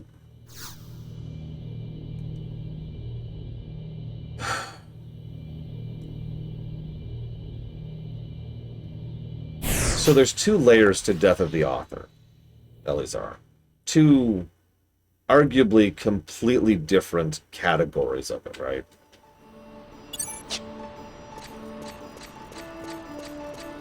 I know very little about Rhapsodies other than that it was intended to be a denouement for the game as a whole, and you could play it alongside everything else. Like, I actually found a guide and, in fact, asked you guys if I should do it, because I could have been playing Rhapsodies this entire time. The answer was universally no. Everyone said I should not do that, and I should save Rhapsodies for last. That's it. That's what I know about Rhapsodies. I'm already, I want to say, like 13 or 14 steps into the quests. Most of that is unlocky kind of stuff.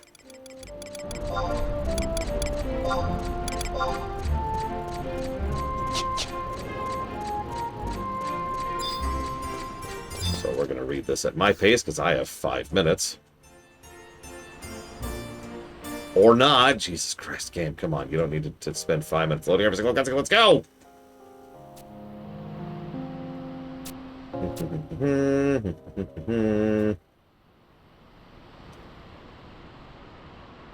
He says thank you.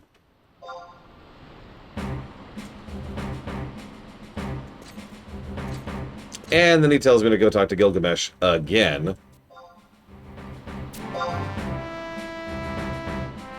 And yes, I made a promise to Prish that I have to do this. This also explains why everyone treats us as super awesome pretty much from word go. From a gameplay perspective, it makes sense because Abyssea is pretty much entirely a gameplay expansion, right? So they know we're already an experienced vet, and we've already killed Promathia. Speaking of which, from a story perspective, it makes sense because almost all these people knew us, or rather, the other version of us, who was already a great hero who almost saved the day.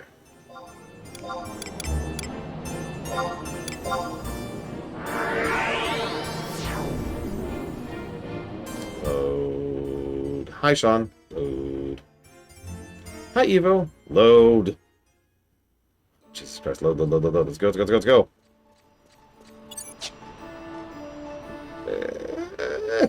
Damn it, load! Ah!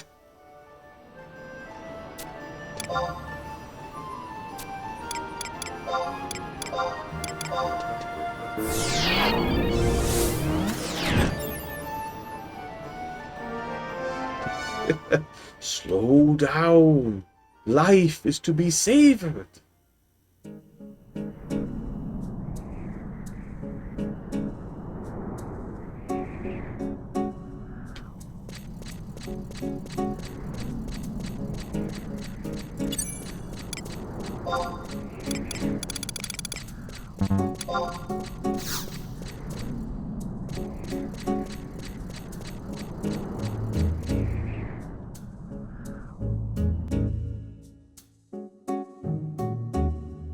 Hi, Nerazaz.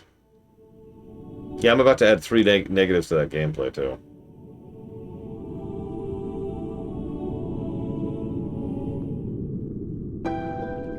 Okay. We've been waiting for you, matey. That you stand before us now can only mean one thing. Sweet victory. This old pirate met many a folk in his day, but none could hold a candle to ye. Welcome back, Lorunner. Well, it's still fresh in your mind. I'd have you recount all that transpired. Yeah, I killed Promathia again, but stronger.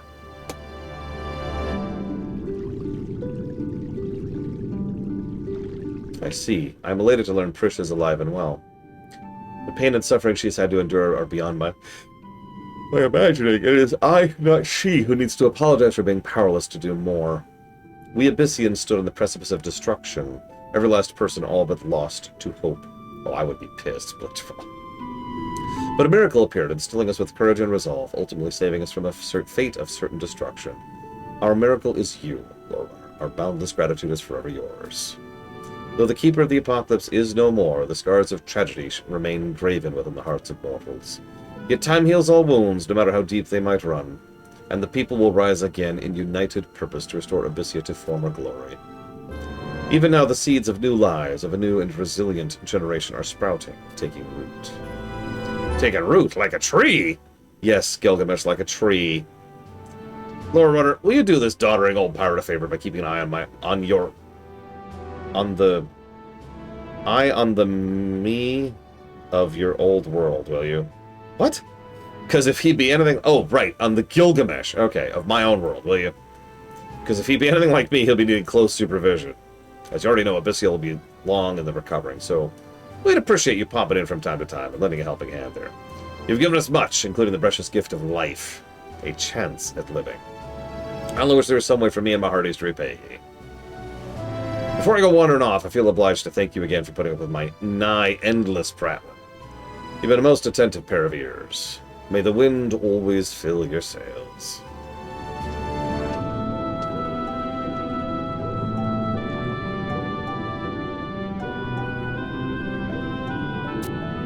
I know not the future that awaits you, the branches of eventualities that lie along the way. Yet in a world of infinite possibilities, it cannot be ruled out that the cataclysm that befell Abyssia may one day descend upon Vana'diel. No, it's okay, I already did Promathia, I'm good. Before I take my leave, I have one last favor to ask. It concerns Prish. For all her carefree demeanor, she has known naught but hardship and suffering her entire life. It would mean much to both Prish and me if you would pay her a visit on occasion, whenever time permits. As your counterpart in Abyssia stood by her, easing the pain that racks her gentle heart, so too would I ask the same of you. Thank you and farewell. May the stars shine their countenance upon you always. Now go keep doing Abyssia content forever, because the next expansion is years away. Okay, where to, Blades of All? Where to? And hi, Nerazaz. I don't know if I said hi, but I meant it. Hi. Back to Prish. Okay. Okay.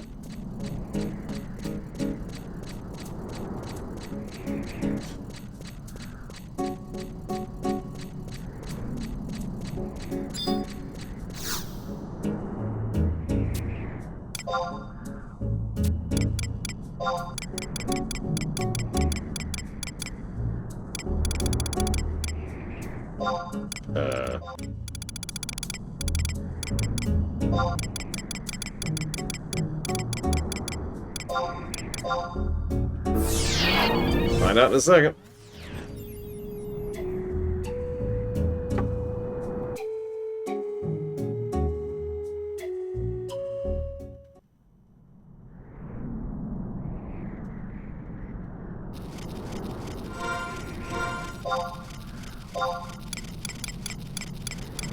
Meanwhile, back on Abyssia is actually the quest I'm on.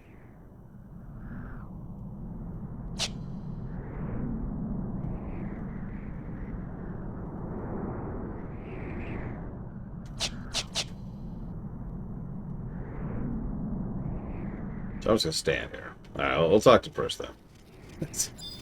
To the Prish!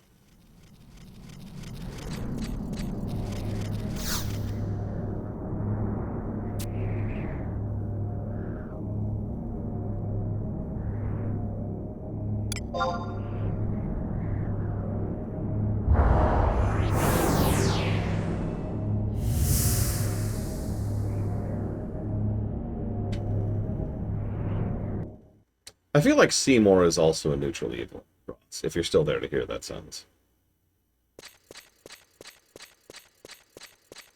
He was definitely malevolent, cruel, etc. Even though his entire goal was just to stop everyone suffering, his methodology for doing so was unkind. He enjoyed hurting people as he was bringing them salvation. Why not chaotic? I don't think he cares. I don't think he has a preference between organization or lack thereof, establishment or, you know, anti-establishment. Well, if it isn't the other lore runner, did you forget something when you left? Or perhaps, dare I hope, came all this way to say little of me? Yeah, I brought you something called a Game Boy Advance. Because you gotta be so bored up here. Ah, poor Prish. Never a moment to herself, but such is the price of popularity. Hey, the joke wasn't that bad, was it? Exactly, Motherboard. Perhaps the time in solitude has dulled my edge. But never mind that. It's good to see you again. Appears you've already delivered my message to the Cardinal. Ah, sorry, it's the Whisper of the Soul thing that told me. It's against the rules, I know, but you can't blame a girl for trying.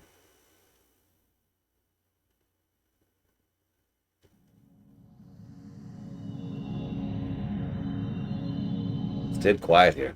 You can literally see forever. Clouds that envelop Abyssia, they form all kinds of interesting shapes. Looking at them never gets old.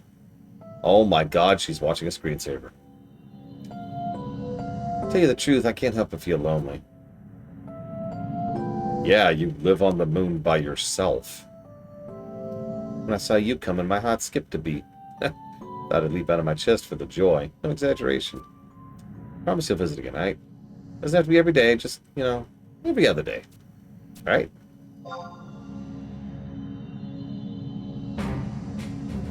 It's a promise. Don't even think of breaking it. Now look here, as a show of gratitude, I want to give you a present.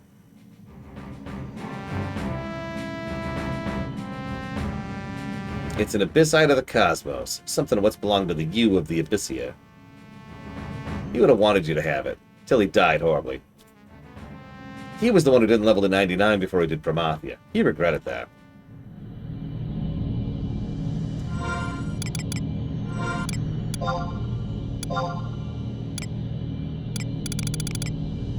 We did it. Woo!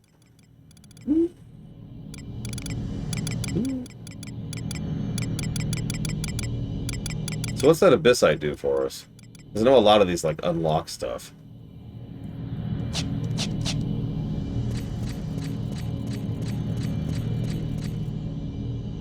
Nagmalata?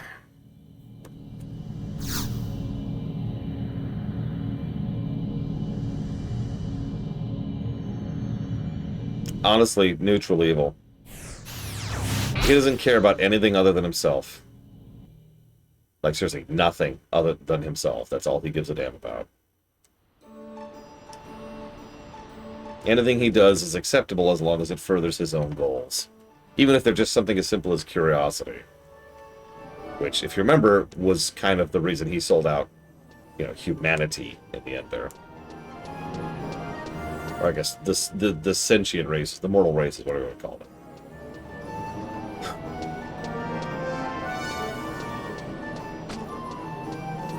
Anakin? Anakin is debatable because no authors can agree.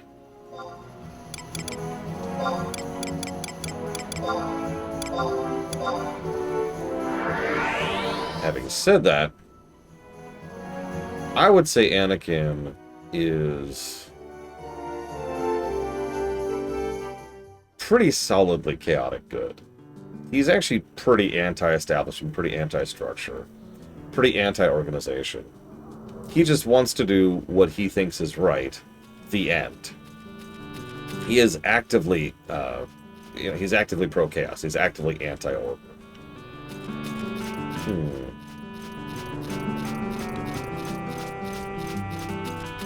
See, this is another example, to go back to our architecture thing, of them using these cliff lines to kind of block sight lines. Which works decently. But because you can see the entire town, aka 3/10, Yeah. It doesn't feel like a town. It feels like 3 tents. Again, one of the things that you can do to diminish this kind of thing is allow the player to see the entire town at one thing, in one shot. That almost always makes it feel smaller than it is. I'm not saying that's bad, I'm just saying, for the purposes of the whole discussion we've been having, this feels and is small.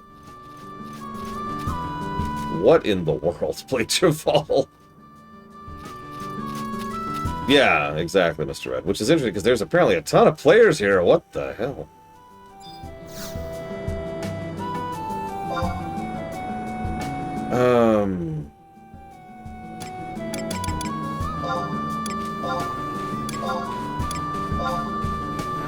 Aw, Abyssia only? Yeah, the Goldshire issue, exactly.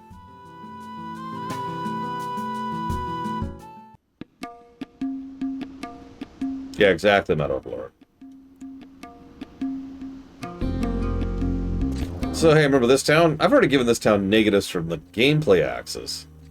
How do we feel about it on the story axis, though?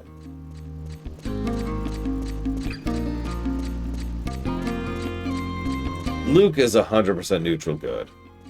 All he cares about is doing good. The end. By contrast, Leia is very lawful good. She actively wants to do things by the rules, by the book, in order, in a structured manner towards systemic positivity. So,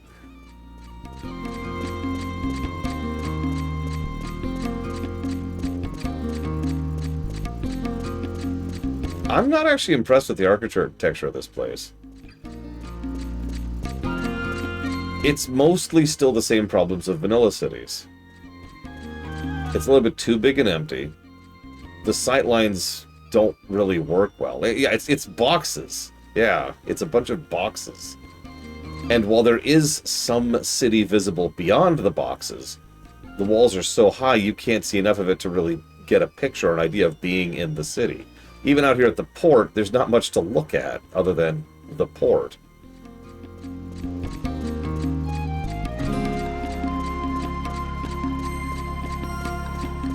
You see what I mean? It's not bad. I'm just not overly impressed with it. Hi, Doctor Who. It fits for what it is, I agree. No, our Discord server has been very closed invite ever since we've had several bad eggs we had to get rid of, so now it's invite only. Yeah, I'm not impressed. That's funny. I'm not impressed gameplay or story-wise with this place. No, it's Valerian! Damn you, Valerian! Except he's not here to enjoy that joke. Damn it.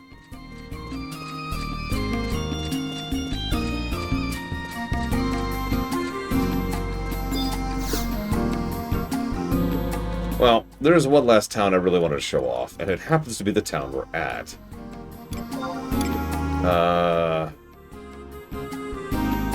This'll do.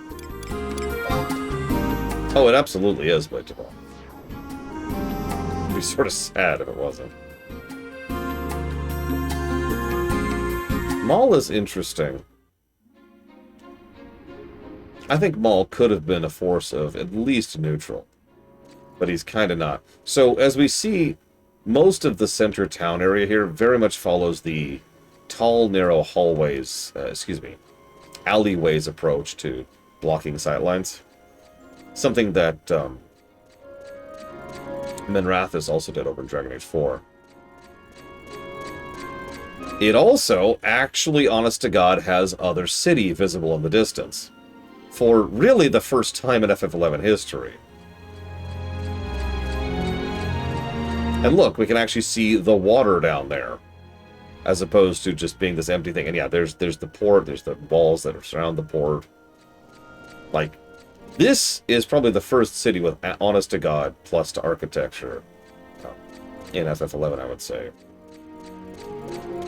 Even like going up there where the actual castle is. We can actually go up there. In fact, we did that just the other day. And if we go out to the other city, because if you pay attention to the lore, this is actually two completely separate cities. joined by this bridge. That one over there is the old one, and the one we're about to go to is the new one. And the music even conveys that if you pay attention, although that's a separate point. So hey, look, there's the city we just came from. See? And here's the new port city, the melting pot city. This is actually an extremely common trick a lot of video games pull. What you're looking at right here. Tall buildings flanking on either side of a street. Nice, big, large roads that convey the idea that a lot of traffic goes through here, even though there's nothing here right now. Occasional places you can go into, but you can still see down them to kind of get an idea where you're going, what you're doing. This is good architecture design.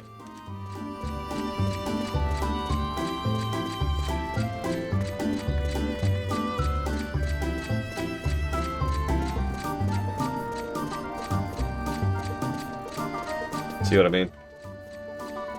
You get the feeling of this actually being a city, even though, as usual, it's not that large.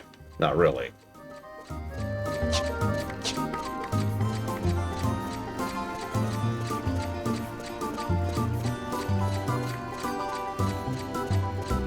And yes, the Aetherytes. Waypoints make it easier to navigate. They have the problem that Aetherytes used to have, but it's something, and I have actually already notated that in my notes. I keep seeing people with these freaking wings. Look at that, there's two people with these wings right next to each other.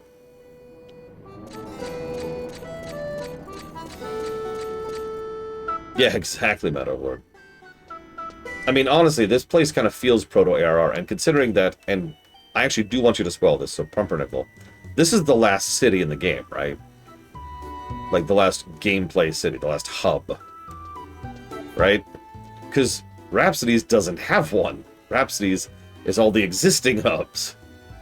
So it makes sense that this is your ARR city. Because it kind of was, wasn't it? I'm not actually sure of the timeline there. At the very least, it was probably designed alongside the ARR cities.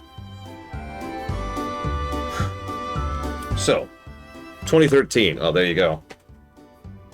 It's pretty far in the timeline. Jeez Louise. This game was 11 years old when this city came out. It's just weird.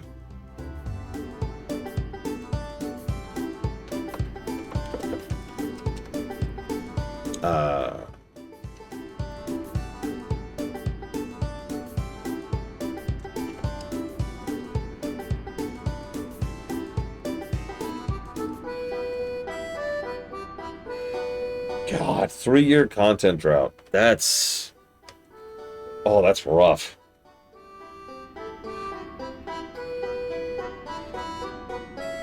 And the rain's back.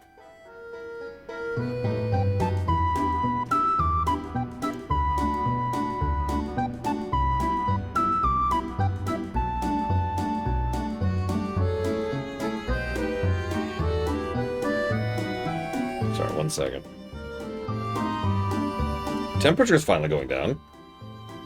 I guess the non-stop rain is helping. Oh, God. Well, I'm pretty sure by the time this came out, that's to say, Adeline, they had officially abandoned the PS2 support. Don't quote me on that, it's just something I heard.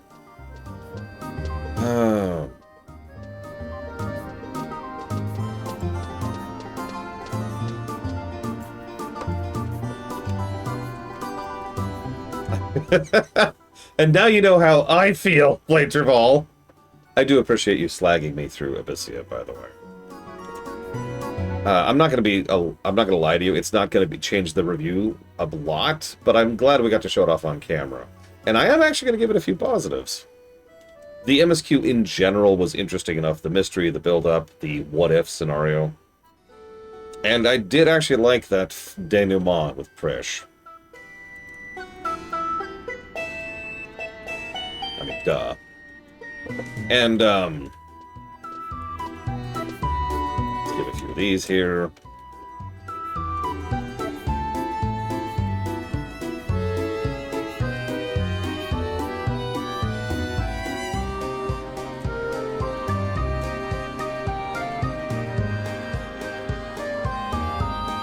Okay.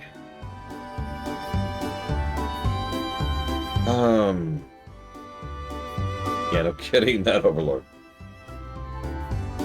Where's my notes? There they are.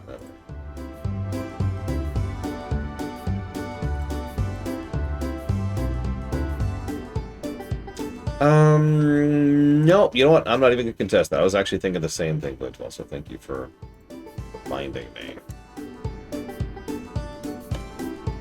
Hey, Briglin, Doctor Who 9250 might want a Discord invite. Please, and thank you.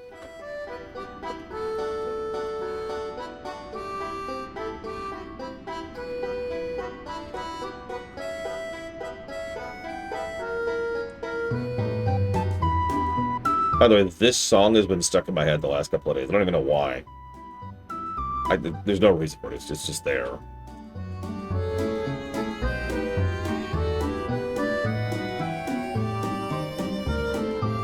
It's very tonally appropriate. It does a good job of selling the more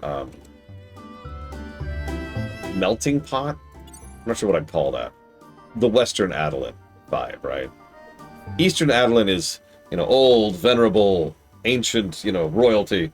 Western Adeline is all of the people from all the merchants across all the world. Bit of a different vibe, right?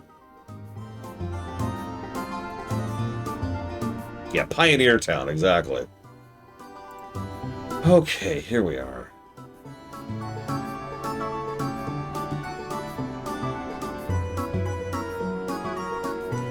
What in-game day is it? Okay. Let's see what we can do here.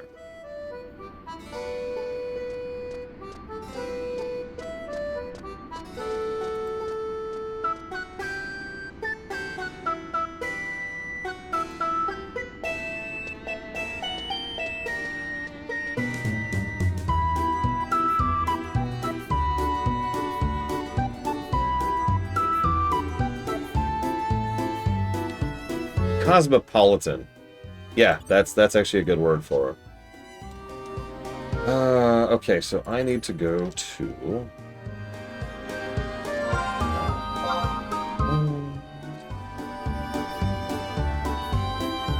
there.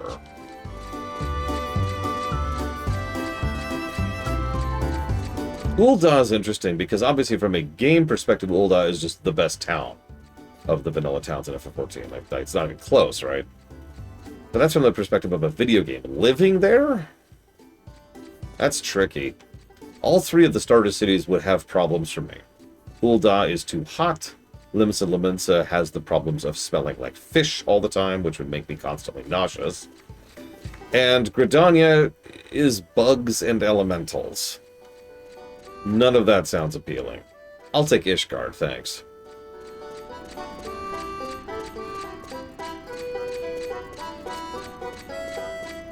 Like, I've lived up in the Rockies. I got this. I'm looking for... Masad.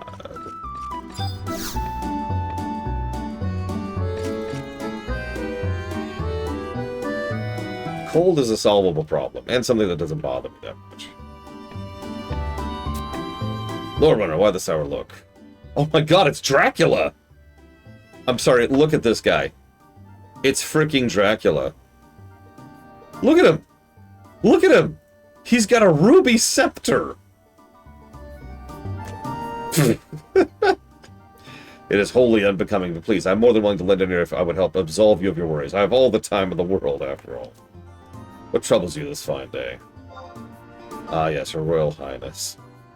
Die, monster! You don't belong in this game! It was not by my hands, and I'm once again in this game. Fine. Should you have the time, I would enjoy nothing more than to regale you with some of the irrelevant tales of old. But before I do, have you had the fortune, or perhaps misfortune, of tussling with the Nakuls? I'm certain you've heard at least of their existence. Guardians of Ulbuka, her wrath made manifest. If you wish to progress into the wilds, locking horns is inevitable. Be that as it may, I promised you a story, and the story you shall have. Having spent many days and nights in Adolin, you have surely heard the name of the Founder King, spoken by noble and peasant alike.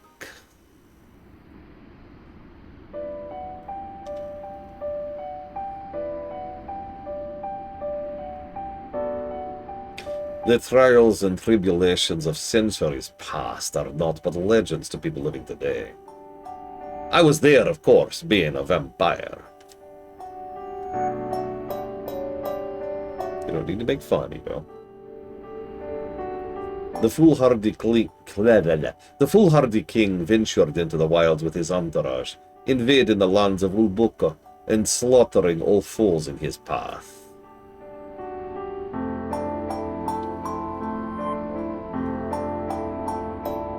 Though his blade sliced through the flesh of many, like strands of silk, a few particularly lurid beasts, those that now serve as keepers of the wilds, were not to be tamed so easily. When they were at last bested, they swore fealty to the Founder King.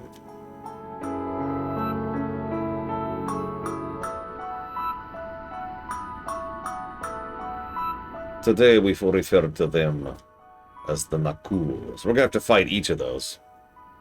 I recognize a boss battle when I see one. He subjugated one race after another, eventually breaching the sanctity of the fort's most inner recesses. What I meant to say was forest, not fortress, but honestly, I'm not sure there's much of a difference between the two. Yet something caused him to abandon his goal of colonization.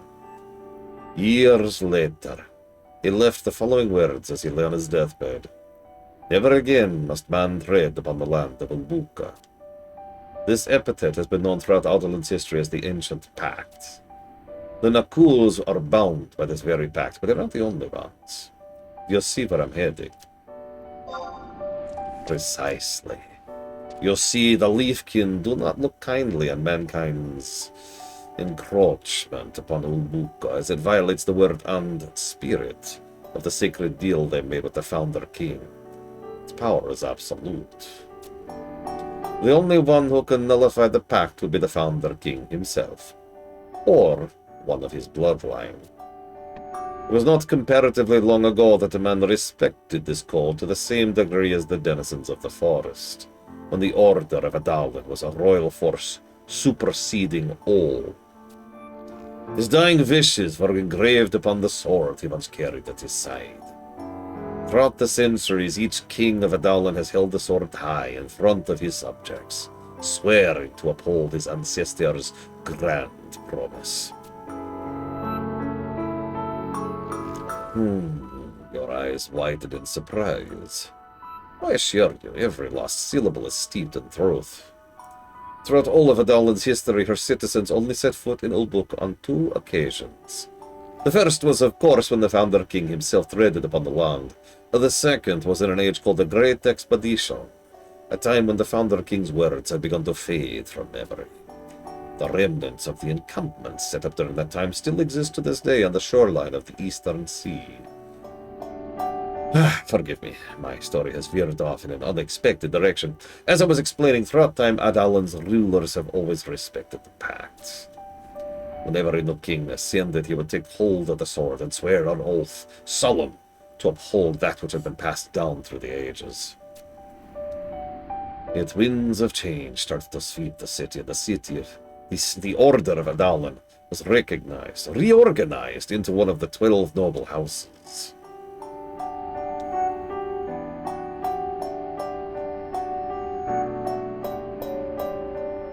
When Ignis, the current leader of the Order of Adalin, came to power, he was just one man in charge of his house. His influence over the city muted at best. He chose to abandon the sword, declaring the colonization of Ulbuka was to recommence, a stance not taken in well over 24 generations. Hold on.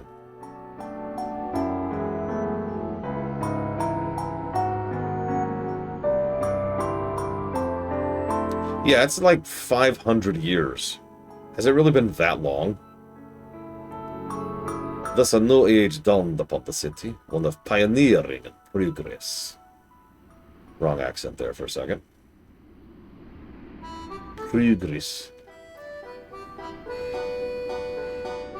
So if he forsook the blade of his forefathers, into whose hand did it fall? Think hard, Lord.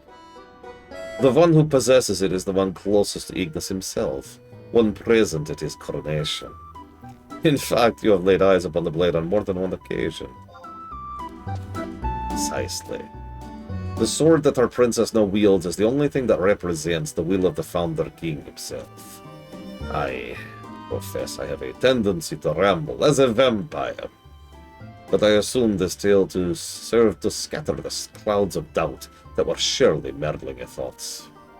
Think of it as a tidbit of wisdom on someone with idle hands and tongue. At my age, dreams are a thing of the past, as they have been for decades upon decades. But sometimes I catch myself thinking about the Founder King. All he wanted was to catch dreams in his hands. And so he reached out into the depths of the forest, attempting to seize what no man has ever touched. At least, so the stories tell. You adventurers cling to your desires in the same way. No, forget what I told you. Lead me to my wanderings. Bye, vampire. I mean, Dracula. I mean, Daddy Fortin.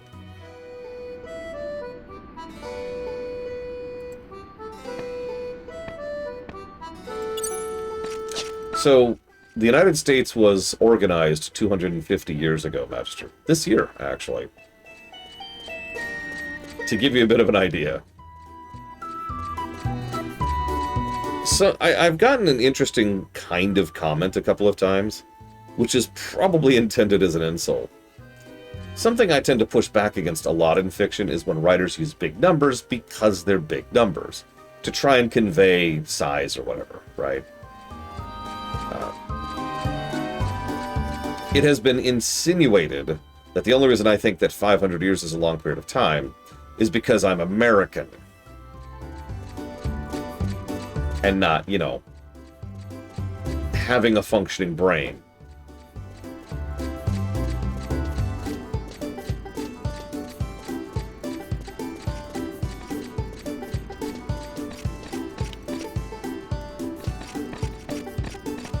No, it does not, Blade Taval. Who are you from? House Theodore? I mean, just Theodore. Just Theodore. I'm sorry, Doctor Who. If it makes you feel any better, I've had literal decades of experience with it at this point. Going all the way back to, I guess that would be 4th grade, in my case. Did you find it, then? Founder's King's sword. Oh, the one the princess always keeps at his side. Yeah, you know what happened? It came into possession? Ignis bequeathed it to her when he ascended to his current station. To think a blade would be a relic of centuries past. She guards it like a protective mother would guard her son. Never once has anyone seen her without it. You want to borrow it? Yeah, do you mind? Must be really important for you to say something so brash. Not really, no. There's popcorn in those woods. Oh, you think the Leafkin will trust you if you have the sword. Not that I expect to give it up to some piece of hard candy, but if you want to try, you can find the princess in the castle.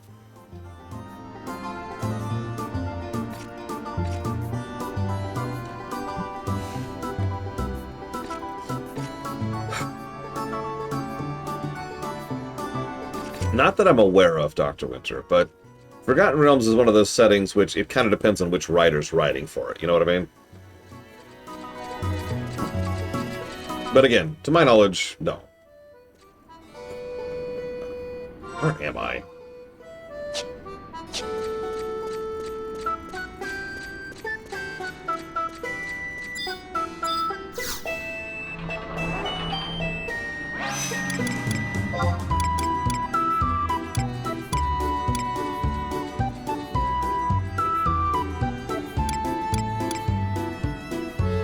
Looks like I want... Yeah, I think I want that one. Yeah, sorry, exclamation mark Q puts a question in the queue. It also kind of drags my attention to it. Like, obviously I do have an actual document that's writing those questions down in, But if I'm being honest, nowadays it mostly serves as an indicator to me that someone's asking a question. And I try to make it a point to answer it.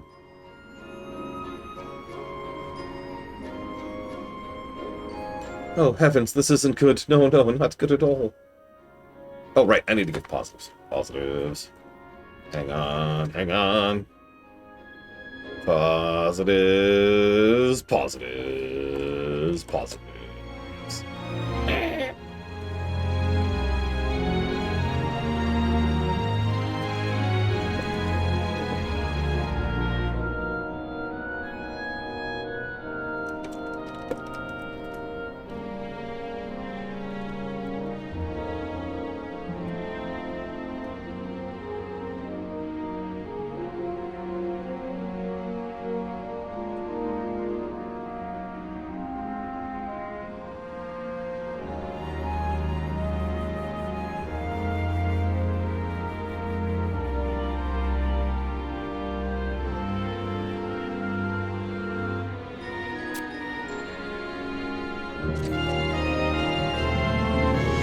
You there. I've seen you before.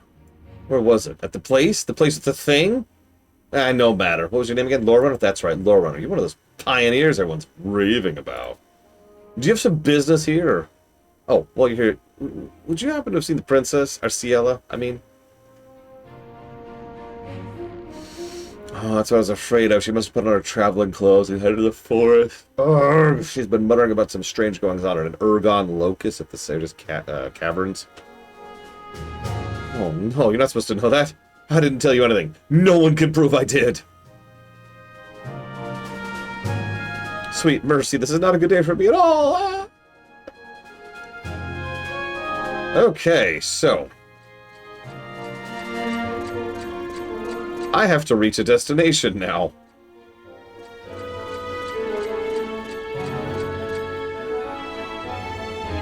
I don't think I've been to Yorcia. I say check. Is that a waypoint?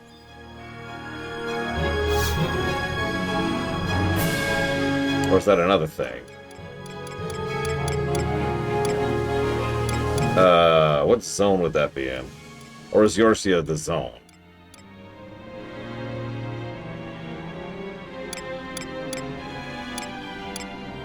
Yours is... Alright, in that case, do I have Forte de Hinju? I do. I even have number 3. Perfect. Alright, Mr. Rand... Mr. Rand? Alright, Mr. Demand, what are your reds? You want unions. Done! Alright, what's your second demand?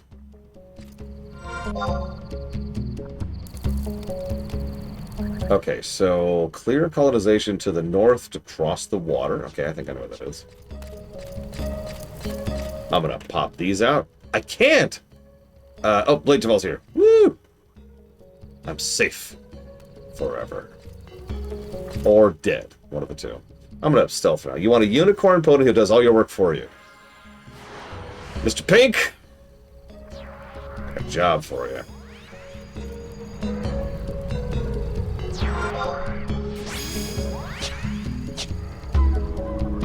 Look, I'll work with you. You know I'm pro-union.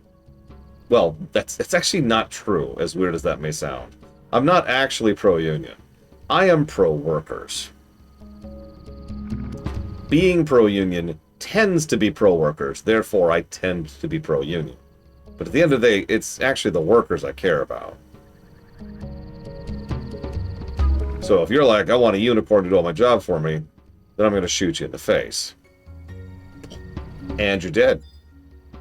Okay, so this is a cast-off point, which is not what I want. Where? Unless I've already done this.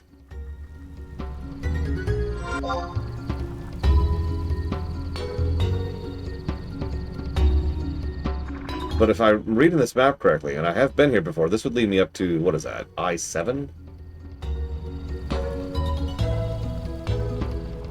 Yeah, I think it's the other river it wants me to go by.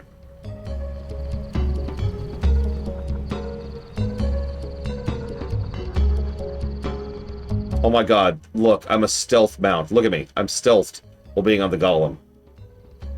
A puppy? Done. Puppy given.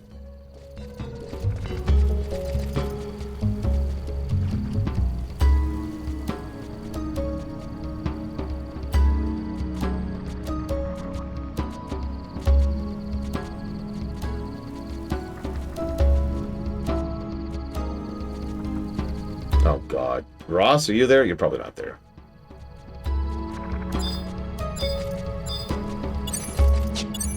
Okay, so how do I do this? Do I have to do it from the other side? The guide seems to think, free good lunches. Done. Workers should provide for the food of their workers. Hello? Game. Hello? There we go. Tell you what, we'll do catering. Every day, there will be someone whose job it is to organize this. Every day, we'll do something different. So for, you know, and I'm not going to lie to you, it's not going to be like super amazing posh stuff, but like, we'll get a Subway platter. You know what I mean? The whole thing. And then the next day, we'll reach out to, I don't know, Burger King or something. See if we can find any local places. Broadleaf. Oh, there it is. It's over there. Not a cheap burger. You don't want to be that cheap. You want them to serve unicorn meat. Mr. Pink! I cannot move! Oh my god, I'm like body blocked in here. There we go. Oh yeah, feel that camera angle. Feel that camera angle.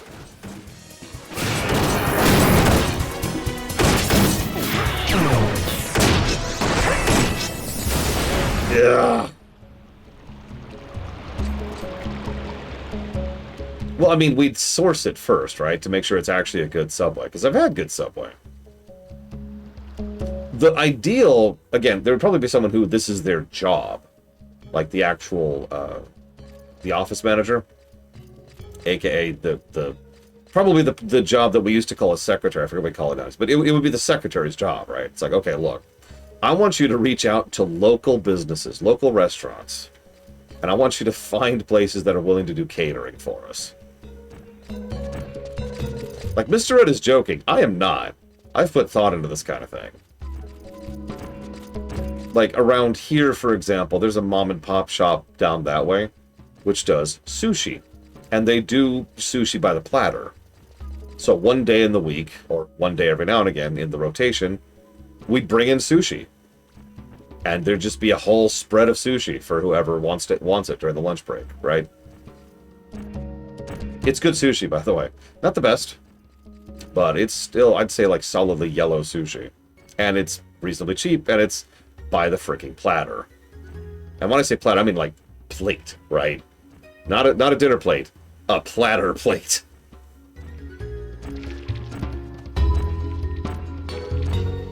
There's also a local Mexican joint. I'd tap them too. Be like, hey, what you got?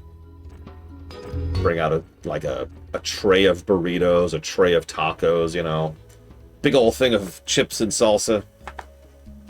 And we'd rotate. We'd rotate around so that everyone has a chance to have something that they'll like. You're welcome to bring your own stuff if you want to, but you're getting it.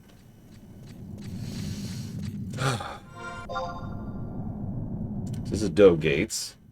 We want to do a one-way drop into Certus Caverns, which is north of here, it looks like, if I'm reading this correctly.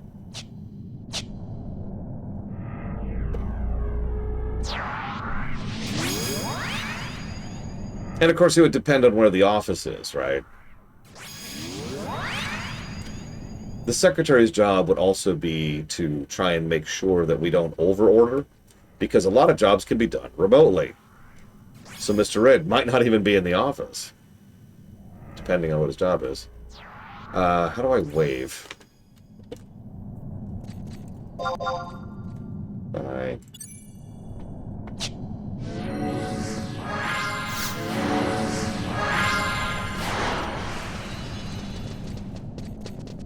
No, Mr. Red's just over there being like, I hate it. Unicorns, unicorns. Yeah, remote work would be allowed and honestly encouraged. Commutes can go directly to hell. If I could just be as blunt about that as I possibly can. Oh, hey, Eleazar, so since you're here, I'm going to ignore your question for a second. I'm going to rewind to your previous question, okay? Death of the author.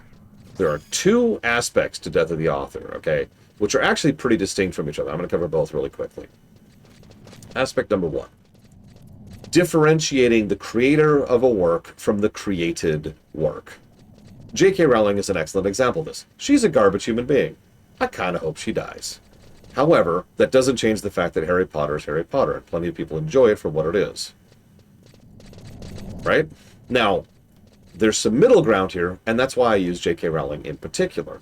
It's because the money you spend goes into her pockets, which she actively uses to make the world a worse place. So if you support her financially, you are still contributing to that directly. It's a lot of people like to use H.P. Lovecraft as an example, because he was not right in the head. Racist for the time is a good way to describe H.P. Lovecraft. He's dead. He's been dead for a while. Hang on, let me see if I can target this dumb thing. Come on. Come on. Come on. There we go. Sorry, it took me a moment to target the damn thing. True, Craig. I'm not going to, Eleazar. And I would recommend you not as well. But the point is, a lot of people point to that as an example, and that is an example, because H.P. Lovecraft was not a great person, but he put out some good stuff that a lot of people like. Wow, we're doing, like, no damage to this.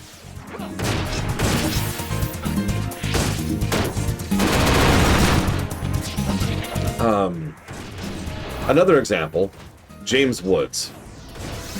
Now, this is... I don't want to go too far down the rabbit hole on this. James Woods is not a good person. This has, just to be clear, because some people have already misunderstood me on this, this is not about his political affiliations. I don't give a crap. He's not a good person. However, he is a very talented actor who's put out some great stuff over the years, and he's pretty much the only reason Hades... This is so loud.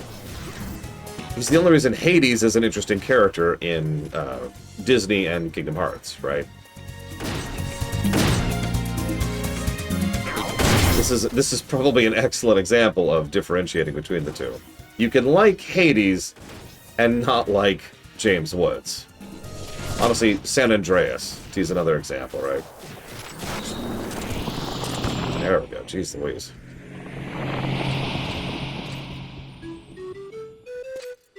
I'm gonna go to reset. Also true, Arspruce. Like, I still like Star Trek, despite the fact that one of its creators and one of the people with their names biggest behind it is a known rapist, Gene Roddenberry. Star Trek's kind of a different example because Roddenberry is one terrible person amidst a sea of pretty cool people who put together something that I love. It's a little bit easier to avoid in that case because you just eject the one bad apple and the rest of the batch is fine. So you can see how this is a whole thing. Now, yeah, actually it can very much be a Hills and Chocolate idea because some people decide that, you know what, this person is sufficiently horrible, I don't want to think about them anymore. In fact, I've got a much better example than anyone I've just mentioned for you. Of course, I can't think of his name. He wrote the Sandman comics. This is a semi-recent one. I can't think of his damn name. Gaiman, that's it. Neil Gaiman. Or Gaiman. I don't know how to pronounce his name. Yeah, he's...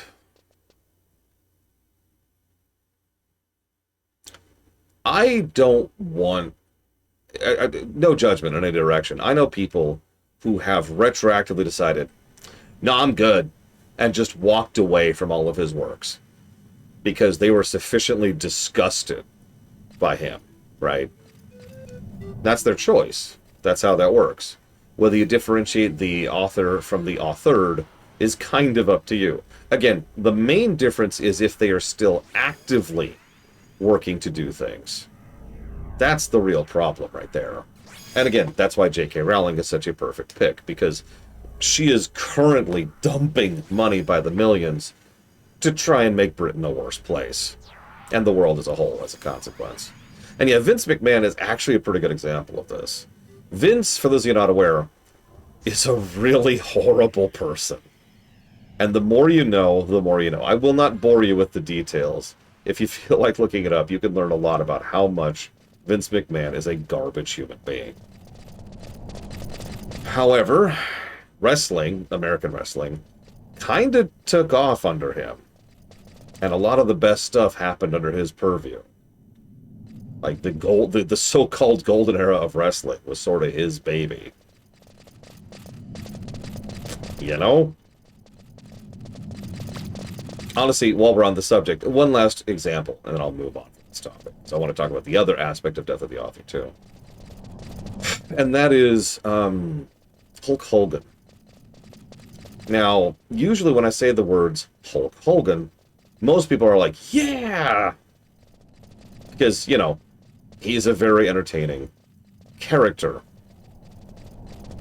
The gentleman who plays Hulk Hogan is a terrible person. He's not as bad as Vince, but he's a scumlord, right? Like he's just straight scum. And yeah, rotten hell. So yes, yeah, like I said, rotten hell. It sucks losing Hogan, but you get the idea. That's another excellent example of Death of the Author. Do you separate Hulk Hogan from Terry? I think no, that's not Terry. Whatever his name was, I can't remember. But you get the idea. He did. He did. Pretty sure. It was Terry. I was right. Terry Bollea. I was getting confused because for a second I was thinking of Terry Crews, which is a totally different person. Very different individual.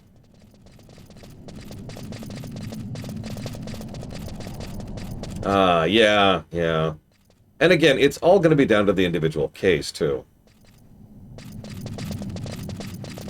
It's all going to be down to the individual thing. That's why I mentioned that the Hills and Chocolate qualifier does apply here. It's a nuanced topic, which is why I wanted to mention so many different examples of this. Because it's not like you just pick, well, sucks to be you, nor do you just automatically decide to automatically go with everything. I'm glad you're eating again, Bregman. Start attacking. There you go. Okay, let's go get some buffs going more here this time. And yeah, actually, just one more, just while I'm here. This is kind of a personal one, but Rick Berman. That's a name a lot of you probably are familiar with, especially if you're watching my show. I'm sorry, this is really freaking loud. I'm just going to mute that. Rick Berman is such a complex and frustrating individual to talk about. To be clear, he's nowhere near as bad as most of the people I just mentioned. It's a gradient, right? Like, there's gradients of bad. But he was not a great person. He was a typical executive, manipulative, skeezy, misogynistic, you know, pretty much a normal, whatever you're picturing in your head when you think of a company executive, that's Rick Berman. He didn't go down the hole into truly atrocious. He wasn't as bad as Roddenberry. He wasn't as bad as Vince McMahon. But he was not a great person. He is also pretty much definitively the reason we have modern Trek. That is to say, Star Trek The Next Generation, Deep Space Nine, Voyager, and Enterprise. He was an old school executive, something I've talked about recently. He is the kind of person who understood what the concept was of the golden goose. And he did everything in his power to feed that goose for as long as he could. So, effectively by coincidence, because he was benefiting from it, we also benefit from the work that he put into that. Shrug, right? Oh, it's already dead. Nah, whatever. Okay. Woo. Yeah, he was the kind of an executive. I can't believe I'm saying this. I kind of miss that kind of an executive. When they were just a dickish asshole who understood that feeding the golden goose was a good thing. Nowadays, you get people who are like, all right, kill the goose! Kill the goose as quickly as you can! God.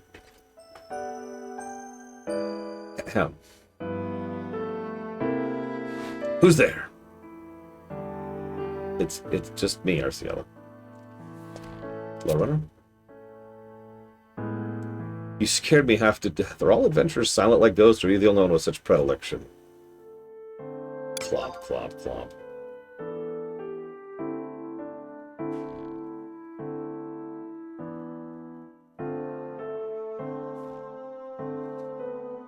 Oh my god! So, we can now choose which part of Arciela we look at. Her glowing face, her buxom bosom, or her sheathed hips. How old is she? Asking for a friend. I'm gonna look at her face either way, but...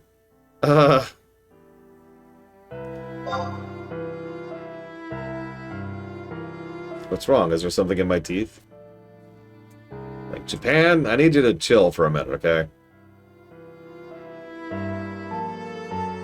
That's funny. If you pick her boobs, she actually does say, my eyes are up here. That's funny. Apparently, I am supposed to look at her hips, because I'm looking for the sword. She's 18!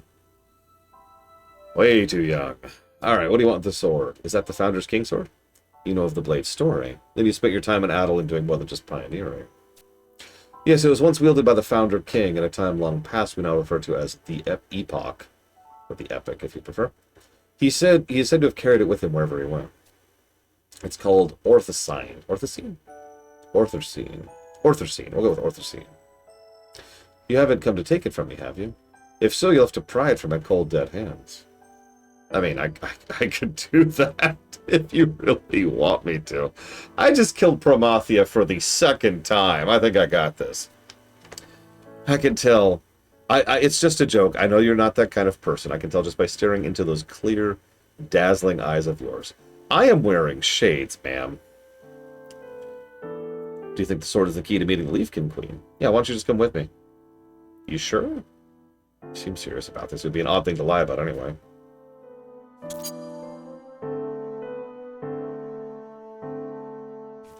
But you know full well I can't just hand it over. In other words, I'll join you. Yeah, that's what I just said. We've met each other in the wilds before, so you know I'm not content to watch from the sidelines. This Leafkin Queen. If the rumors about her existence are true, she must reside in Yorshire Weald. If you look at the map, you'll find it at I-7. Oh my god! Is that actual direction in Final Fantasy XI? What? What? What? Oh my god! Look at the map! Look at the map! By the way, look, there's also one-ways in the map, because of course there are. Is there like a waypoint in here, or no? Oh, okay. Alright, so we want to go... Looks like north, and then... Nope, that's a one-way. Oh god, how do we get over there? We don't. There's no way to get over there. How do we get over there? I did, Eleazar, but it's actually drifted off the screen now, so I'm going to have to scroll up in a second. Stealth. My god, Mr. Red, what in the world? Now hang on. Let me rewind, because I want to talk about the other aspect of Death of the Author, because you opened this can of worms, Eleazar. This is your life now. There is another aspect of Death of the Author that arguably has nothing to do with what we just talked about, but most people use the exact same phrase to refer to it as. That is, how much does creator intent matter? Let me make up an example. Let's say that I'm writing a story all about pumpkins. And my story is all about how pumpkins are great and awesome and fantastic. And you read my story and you say, God, this story is such a great examination of tomatoes and how tomatoes are great and awesome and fantastic. Now, what this boils down to is how much you care about my authorial intent.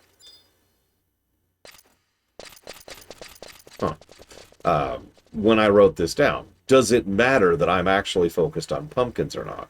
And how much does it matter? Does it make your opinion invalid? Does it make your perspective invalid?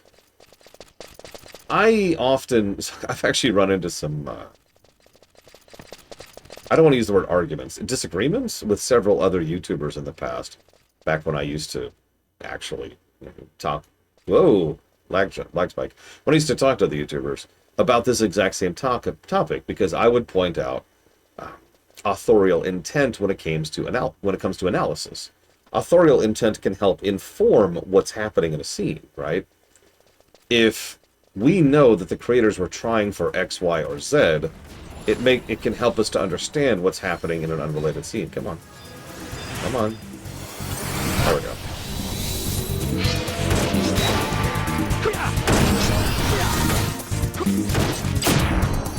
There we go.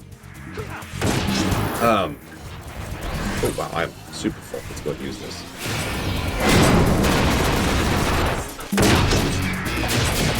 Now, the thing is, and the thing I find funny, is most people seem to think that this is a very binary situation, which, to be clear, I fundamentally disagree with.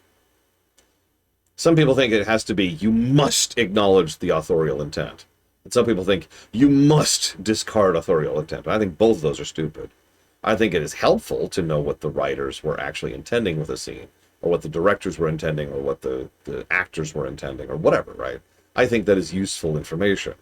It can help us to analyze and discuss and otherwise go through a specific work. But it doesn't mean it's absolute, right? It doesn't mean it is the so-called Word of God. It is just something that is worth noting alongside your own particular discussion and analysis. To use a very specific example here, Gul Dukat. I know, you're sick of me talking about Star Trek. But if you are, it sucks to be you. So, Gul Dukat is someone that people have argued about for actual years. And indeed, I still get arguments about in my very comments section during a lot of my DS9 videos. And the reason why is because everyone involved in the creation of Gul Dukat had a different idea for who and what he was as a character.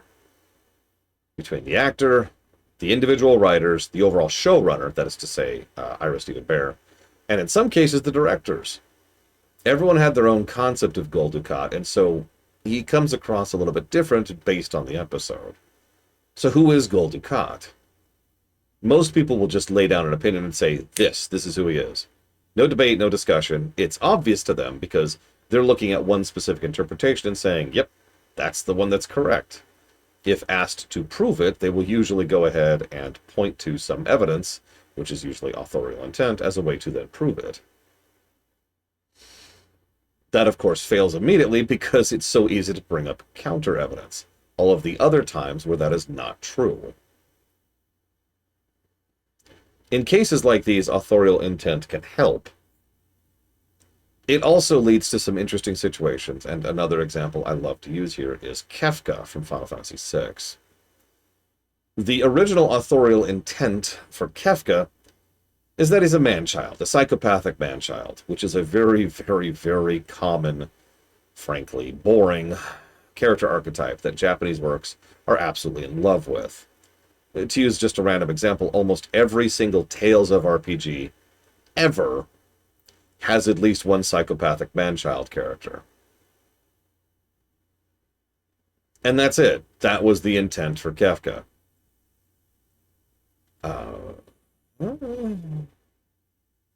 Scalable area. I have climbing. I have the gloves. Thank God for the prep work, am I right? Yeah, this... Holy crap. Thank you, God. Alright, so... I don't think there are any, actually, Magister. It's a very common Japanese trope, and I don't mean that as an insult, I mean that as a statement of fact. Why am I not stealthed? Why am I not stealthed?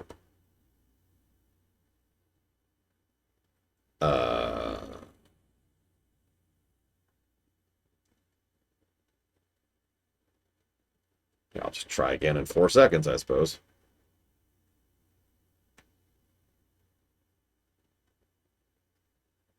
There we go. Nope, I'm still not stealthed. What? Whatever. Just running, just running.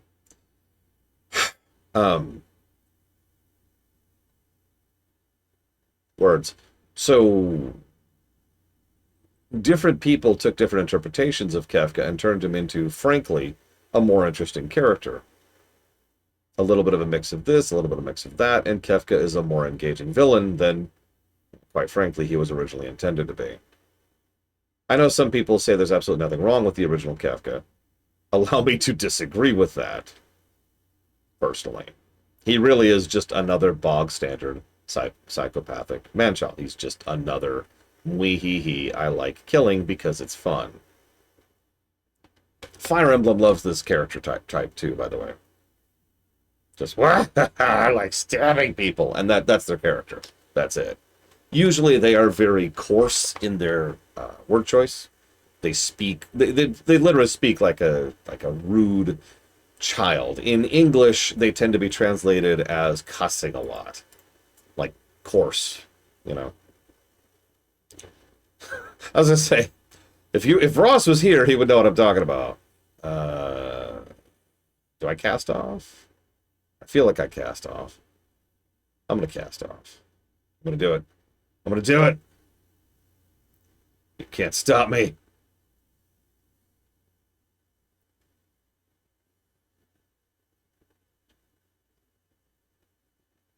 I was just thinking about that. There's actually one in Three Houses, but it's an extremely minor role, so I don't blame you for not remembering. The lady with the giant boobs. I know that narrows it down so much. It's very early on. She's got like a Harlequin outfit. She's betrayed by her own person. She doesn't actually join your party. She's just like one of the earliest opponents you fight in Three Houses. That's the one, Ross. Yeah, most Fire Emblem games have someone who joins your party who is like that. Even I've never been this far out before.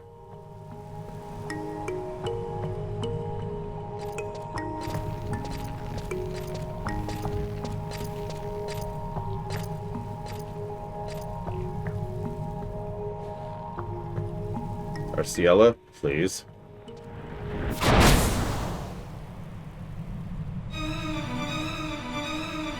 Now it's time for the first boss of FF9.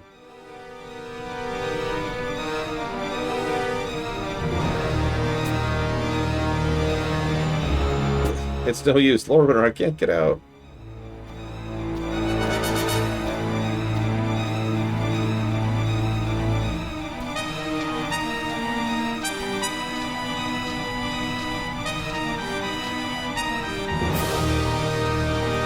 Can I help you? Wait, we're not here to hurt you. Right? Yeah.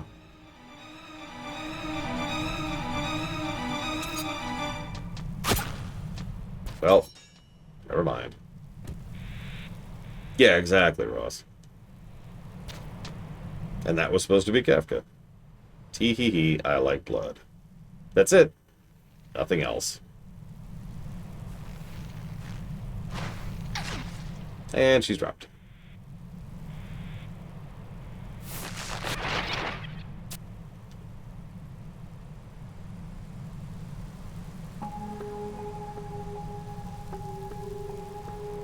Apparently there's a home point here we should probably get. Forgive our trepidation, young ones. The trees call out to me, saying the sword was approaching. Orthosine. The voice, it's implanting itself in my mind. Do you get it? Because she's a plant? This is no ordinary leafkin. Do you think she... Welcome, child of Altana. You come to me like petals on the wind. I am Rosalachia. I serve the great leafkin as the mother seed of the world tree. The leafkin queen, so the legends were true. You, young seedling, in what season did you come to possess his sword? The one he used when he fought by her side in times gone by. What name have they bestowed upon you? Your Highness, I am Arciella Adolin, younger sister of the head of the Order of Adolin. And you are the fruit of his tree? Yes. I am direct descendant, if that's what you mean. I apologize, little plumule. It's been many years I forgot humanity does not bud like we do. This descendant, did you flower from his spore? And the plants wish to inquire something of you, she who follows this path. Why do you seek to harm the forests? Yggdrasil, the great world tree, has given her blessing to this land. Why must you take it away? Yggdrasil. You heard of the world trees? Yeah, I've played WoW.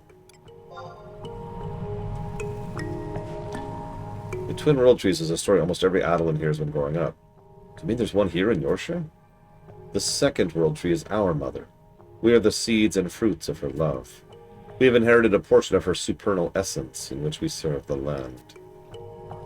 Her leaves bestowed upon us grace, her limbs courage, her trunk resilience. It is through her bark we have sealed the darkness that once gripped the land, far beneath the surface. But the World Tree to the north is no more. Her children, our mother, clings to life, but has been stricken by a vile taint for many years. She's fallen ill.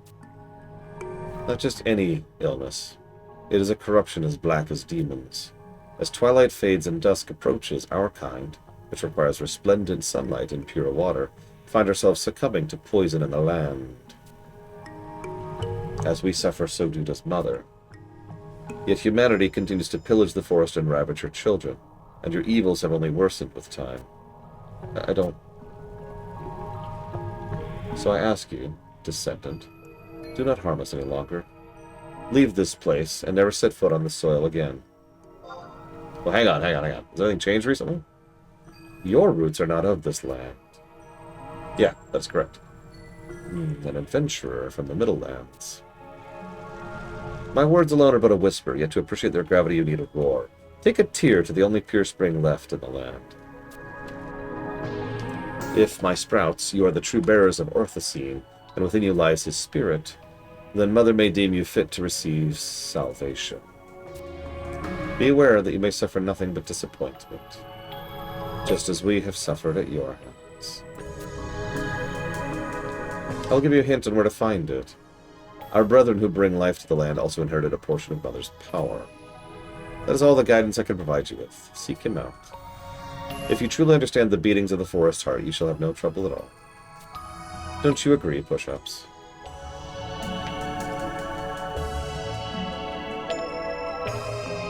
You know that's true, Mr. Red. Not that I'm going to know for a few months, but still. Alright, let's look at the map. Ah! Sorry.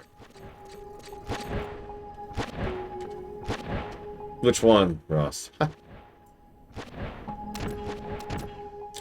And in summary to your question, Elazar, yes.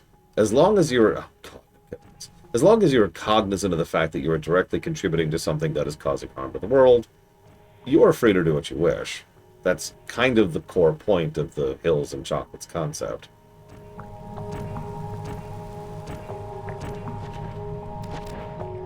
Degrees of separation. We're walking. Yeah, let me grab this really quick. There we go. Okay. Now that I feel safe, I want to look around a little. Because, yeah, these are much better designed trees than, honestly, anything I've seen in the entire game so far. Look at that. They almost look like WoW vanilla trees. Hey-o! No, I'm kidding. These are like WoW BC trees. Alright, what is this place called? Yorkshire Wheel. Or Weld? I don't know how to pronounce that word.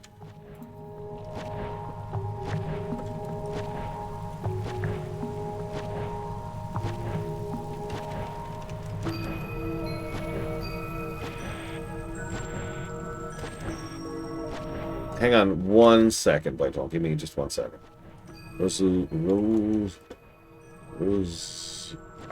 Rosulachia. There we go.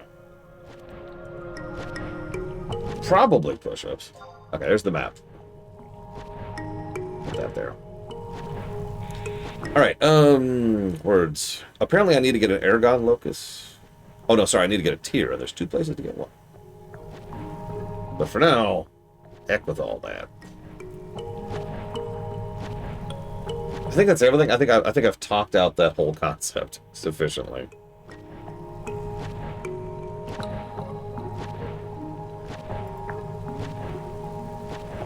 Is that where we get the tier or where we use the tier?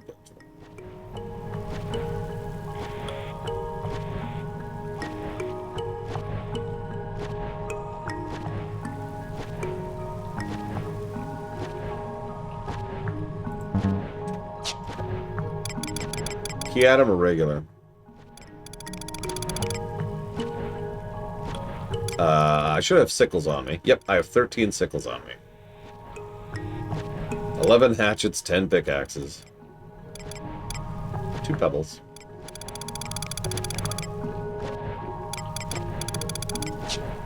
Oh, here, I'm gonna go switch back to these.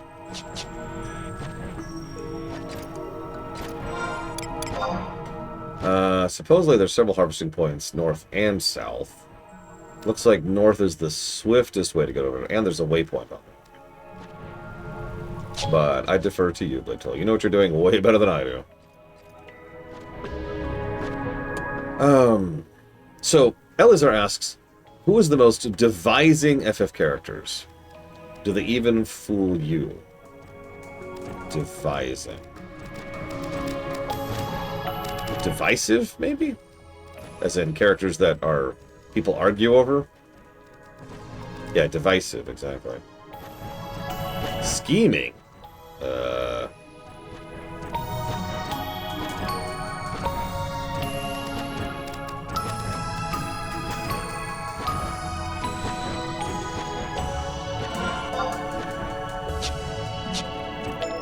I suppose that's true.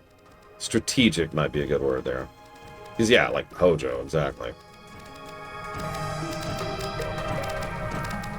Unfortunately, we have lost Elizar, so we will never know the truth of this question. Sorry, I'm checking periodically to 2. We want to go left here, and then we're going to right, we're going to do a thing. So, Leo, I think, is the very first time I ever encountered the noble demon concept. That's a lie. The second time I ever encountered the noble demon concept. I have to admit, the concept immediately and just gravitated me towards, like, I really liked the idea. Isn't it great that FF11 just has mini-maps built in? Hang on, where are we going? Looks like south. Isn't it great that that's just a feature of this game? I mean, yeah, Ross. Leo is definitely much more career soldier, much more, well, less evil. Let's just phrase it that way. A much less evil character than you'd think. The problem with fiction, and FF6 shares this, is too many times the noble demon, it doesn't really make sense that they follow the evil Empire of Doom that they do, right? Leo himself is unfortunately a pretty good example of that. Why is Leo loyal to the Gestalian Empire? Now, there's actually a reasoning for this, believe it or not. It's just one that I still think deserves a negative. You know, I don't actually remember, Mr. Red. Yeah, Fire Emblem does this constantly. It's another excellent example of this concept. This is a sickle point, so let's go trade a sickle. That's right, I trade a sickle to harvest. I got nothing. Okay, next. Nothing. Okay, cool.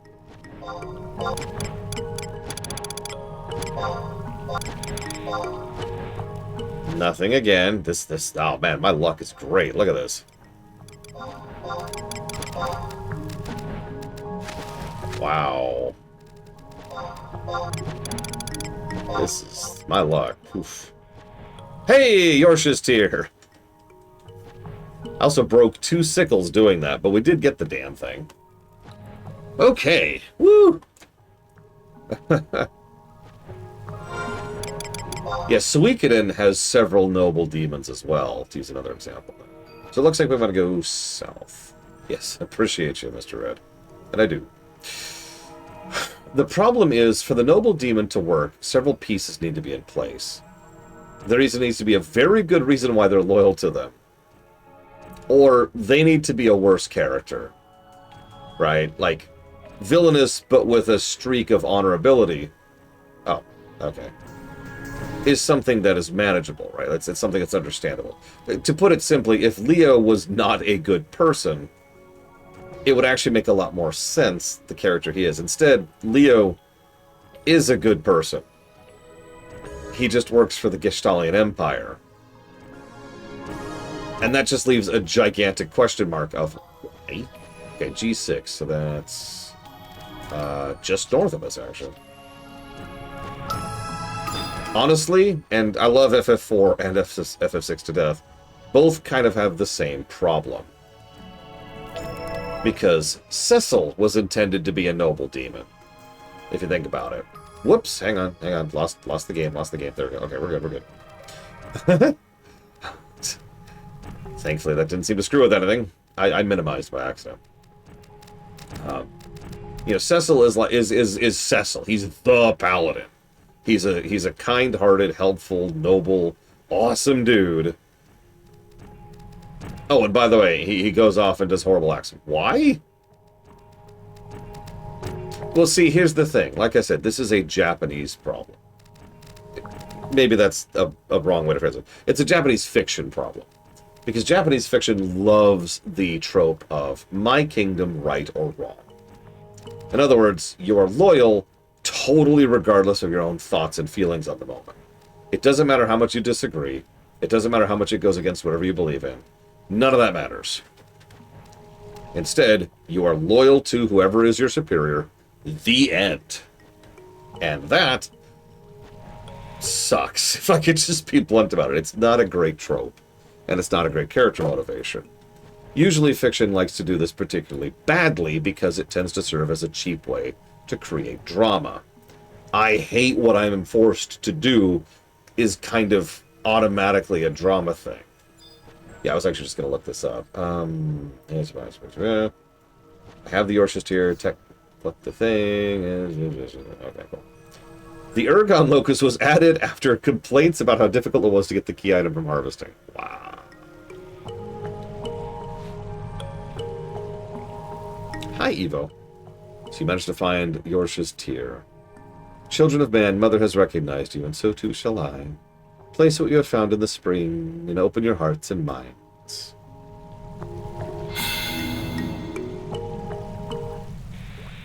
A strange sensation. So familiar. Sorry.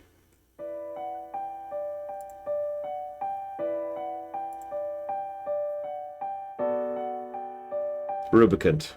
Push-ups. Or if you prefer the original translation, Rubicante.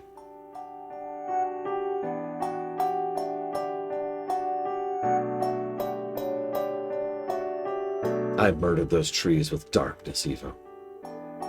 Can you see it, Lord Runner? Images and energies flowing through your mind. Did you mean floating? Shut up. What you see before you is an image of the land across the seas, the land you call Razoa. And what it looked like many, many years ago. This was Razoa?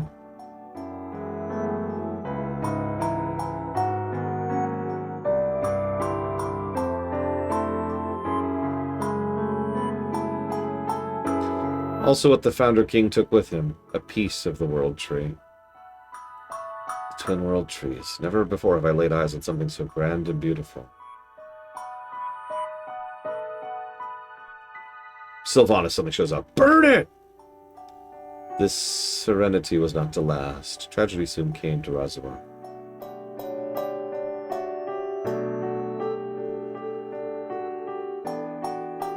Okay, I was joking, game. The orcs, they're burning the World Tree. This must be the sordid invasion of the Orcish horde into Razoa. Yes, descendant. On this day, the World Tree was turned into cinders, its grace lost forever. No, it can't be.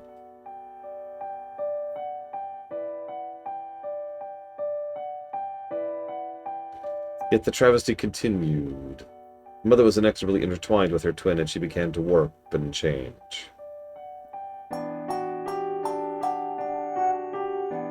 Unable to maintain the form and shape she once had.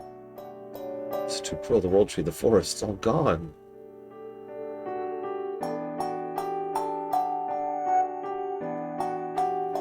When the World Tree in Razoa was incinerated, Mother began to weaken. She took all the energy she had left to protect the land and stored it in her roots, which she sent out grasping through Ulbuka. It is as you expect. Her very roots support the weight of the world. The roots that dot all of Vana'diel belong to her?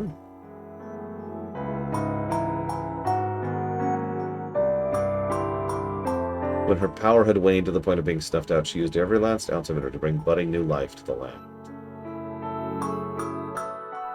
To the northwest of here is a place known as Khemir. The land became deformed and rose ever higher. It is now covered in snow as bright white as the summer sun. Mother's suffering changed even the weather of Ulbuka itself.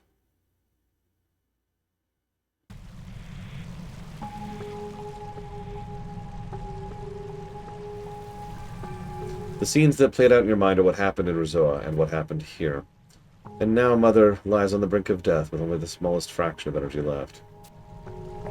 What then? What if she were to pass on?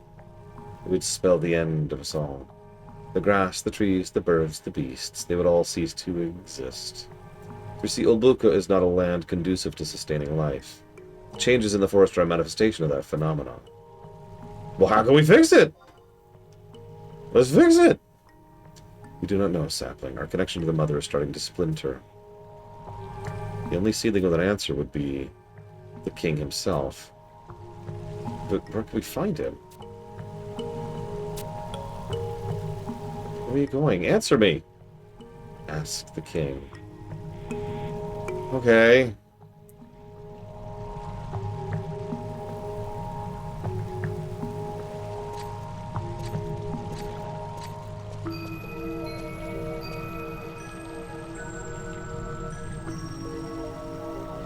You know what's funny?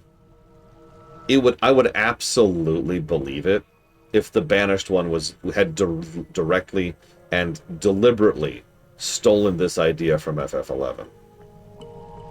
I would completely believe that.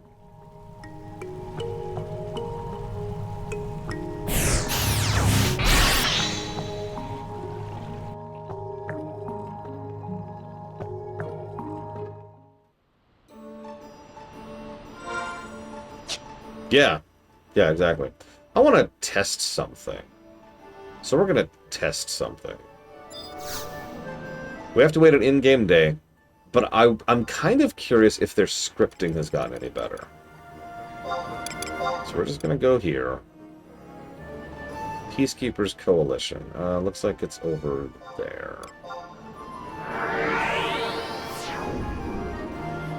You get what I'm doing, right?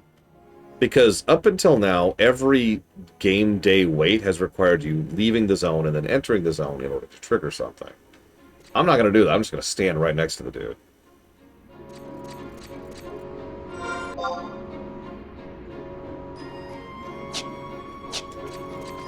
And then let the timer expire and see what happens.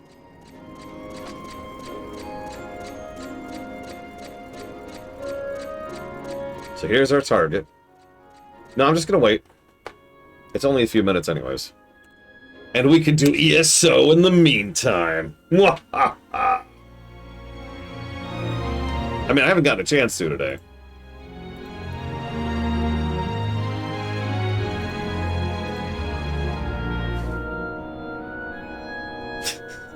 I'm in. Oh yeah, you want to join me? Do a random with me? It's just for funsies.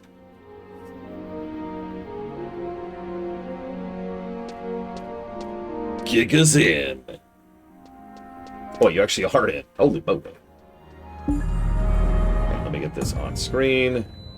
Do it, push-ups. I'm ready. I've never been more ready. Yes! I think politics sucks.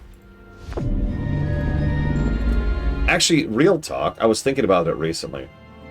I find politics fascinating to the point of engaging when it's a game. I do. Like when it's D&D or a movie, or like if I'm playing a video game that has heavy politics, it's like, yeah, I just eat that up, right? It's interesting making deals and working with people in order to get things going, and you know, it's okay, I'll accept this from you if you accept this from me. All kinds of fun stuff like that. Thoughts of the War with Iran. Oh my god, what are we doing? And that's my answer to that. People have been saying this was a dumb idea for decades. And hey, they were right.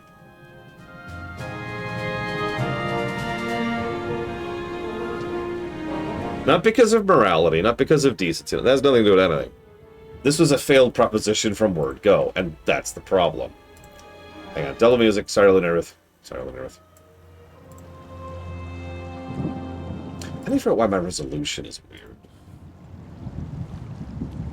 Oh, it's literally just off. Hang on 1 second. Let's see if I can fix this. I can. Okay, hang on. I'm going to resize this slightly. Anyway, sorry, I was going somewhere with that whole game point. You ready for this? You ready for my big, in-depth theorem? Here it comes. You ready for this? Here it comes.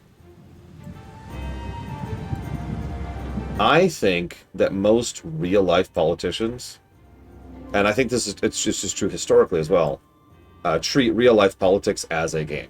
It's the thing they do for fun. It's their hobbit, right? Or hobbit? Oh my god. It's their hobby. Excuse me. Now, we know historically this is true. Game of Thrones, etc., etc.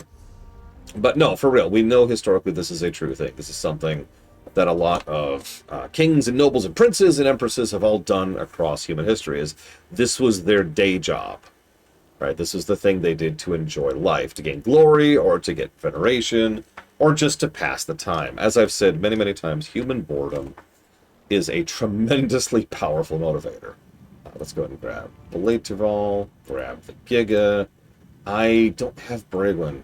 No. Belatval's already in a group. No!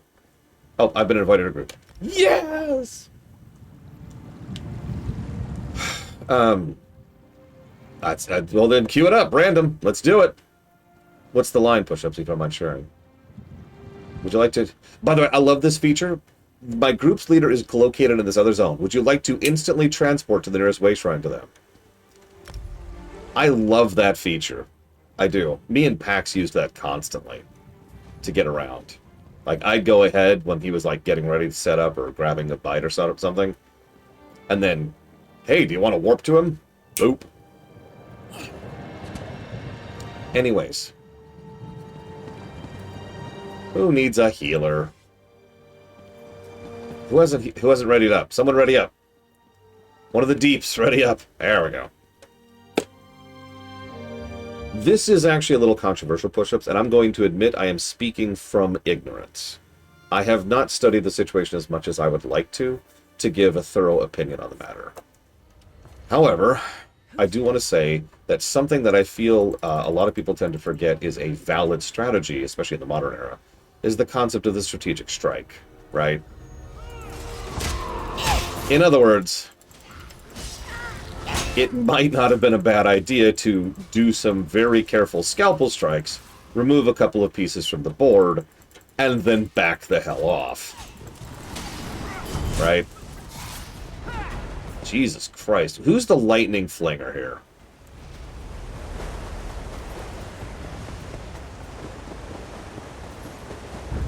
Okay, so wherever you are, you're just murdering things.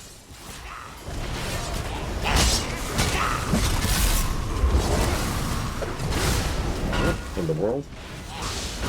Oh, right.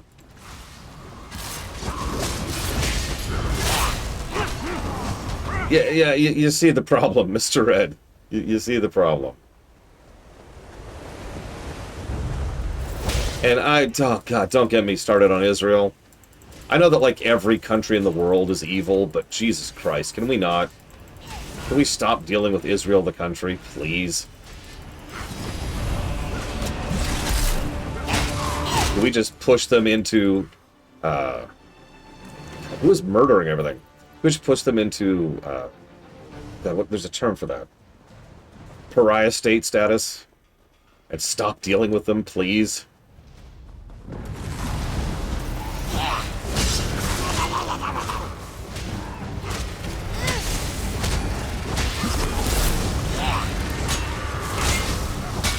Yeah, and then they kept going push-ups. We just talked about this. Now, I'll tell you something that has pissed me off about the government of Israel. They have associated the government of Israel, yes, I do, Blatable, with being, let me walk that sentence back. They have done the inverse of that. They have associated being against the government of Israel with being anti-Semitic, which is evil. I'm going to use that word as bluntly as I can, and I want to justify that for a second.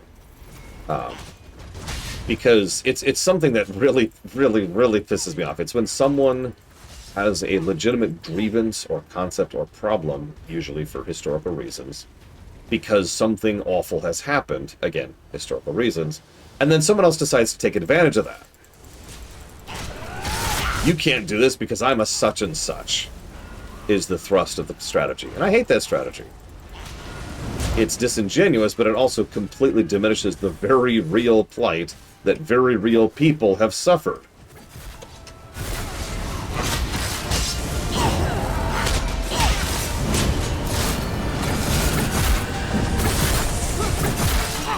Like, to use another example of this concept that's not at the national value, let's say that someone, I'll use a specific example. You remember, oh god, who wrote Planescape Torment? Chris Avellone. You remember when Chris Avellone was accused of sexual misconduct? What you may not remember was he was completely innocent. He fought that hard and then proved his innocence on the matter. Hey, cool.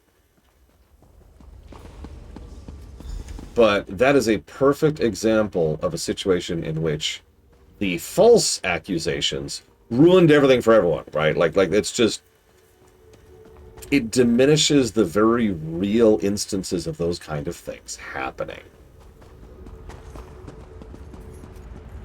Oh, and I saw the quote. It's a good quote, Push-Ups. I like the quote. Of course he does, Mr. Ed. I still get people who think I was guilty.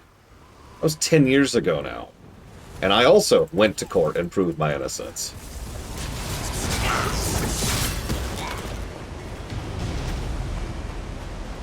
Yeah, news... Bad news travels at the speed of light. Good news travels at the speed of boredom.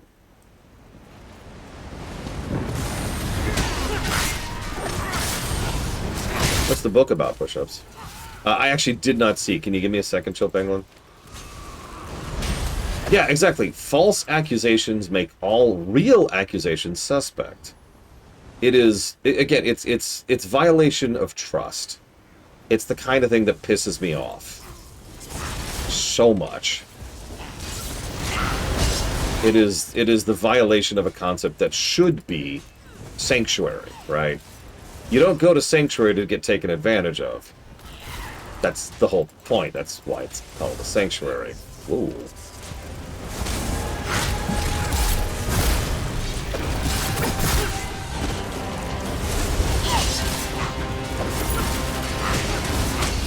See how fast I looted their ESO? Or ESO. Do you see how fast I looted Evo in ESO? Jeez Louise. Anyway, sorry. Apologies. You get my overall point. I mentioned this specifically. I don't want to go too down this rabbit hole, but a lot of Hollywood individuals were very pro-Israel in terms of what's been happening over the last few years. Not because they're pro-Israel, but because they were afraid of being labeled anti-Semitic. And that's gross.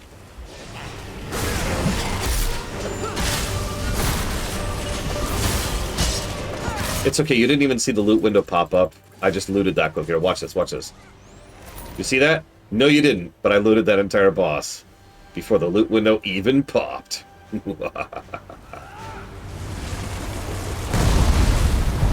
E is interact, R is loot all, if you're wondering.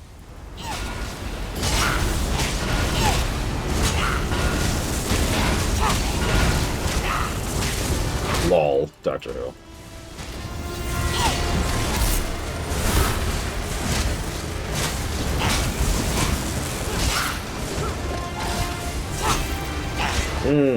That would explain the name, Push-Ups. I like it.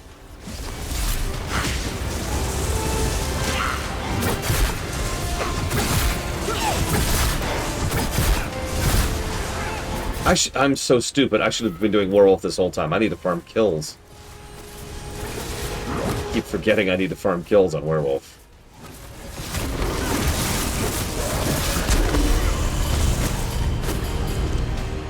And we're done. I'm gonna turn to the quest though. Nah, you're good, push-ups. I caught it. Where's the quest? Is there a quest? I thought there was a quest.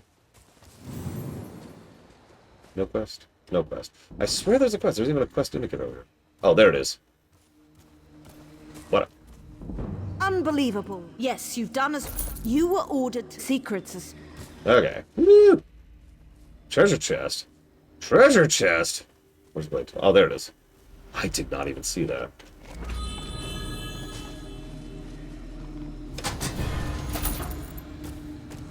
No, Ross, I did not. Let's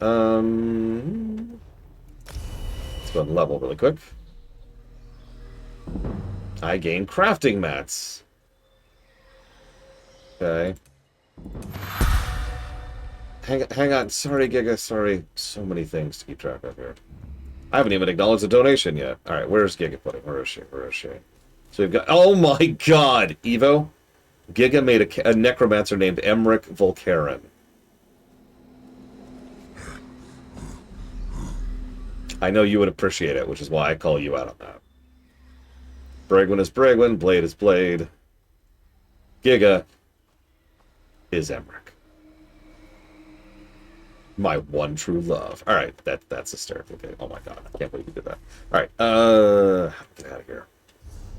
How do I get out of here? How do you get out of here without leaving the group? Is there a way to do that? Let's find out. Let's see what this does. Nope. Okay.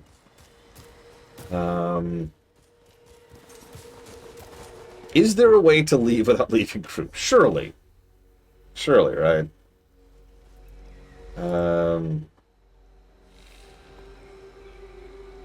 While I'm here, though, actually. There they are. There's the quests. My god.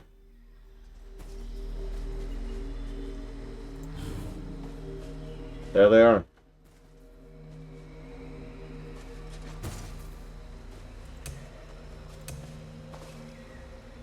And yeah, there's Clockwork City. What do you know? And I can just hit it. I can just hit a button. That is nice and way better than it used to be. You would not believe how awful it used to be to try and find these quests. Run into the river? What? Wait, there's leave instance? Leave instance. Leave instance. Leave instance. Leave instance.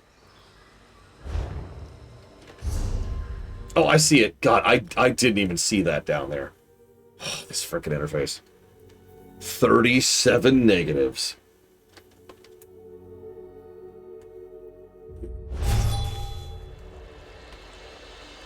I'm kind of joking. ESO has such a strange interface.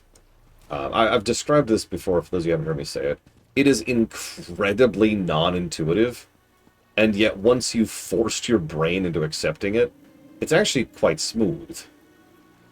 Like, controlling this game, once you already know what you're doing, is like, oh yeah, I just hit this and do this, and it's up here, and I hit this button. Boom, boom, boom, boom, boom. It helps if you remember that this is a game designed to be played with a controller. For the record, I am not playing with a controller. I'm playing a mouse and keyboard. As God intended.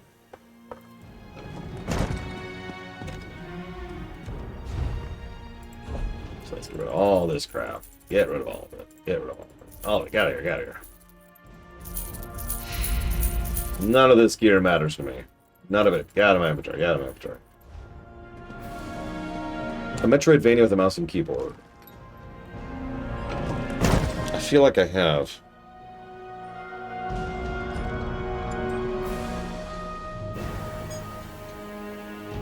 But I can't remember which.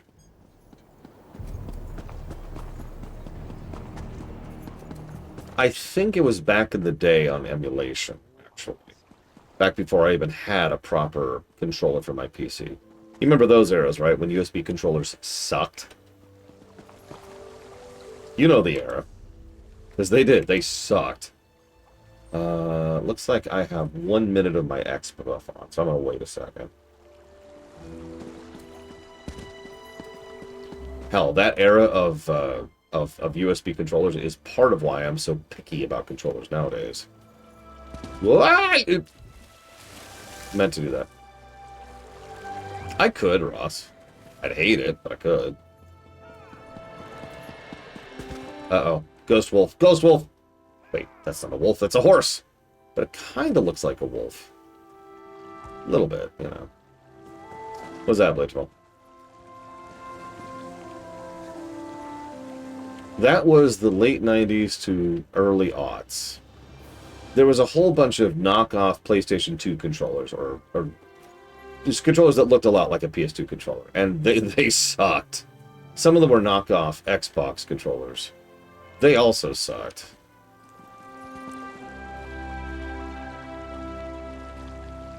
That's hysterical. I'm guessing that's for PvP, Blitchwell.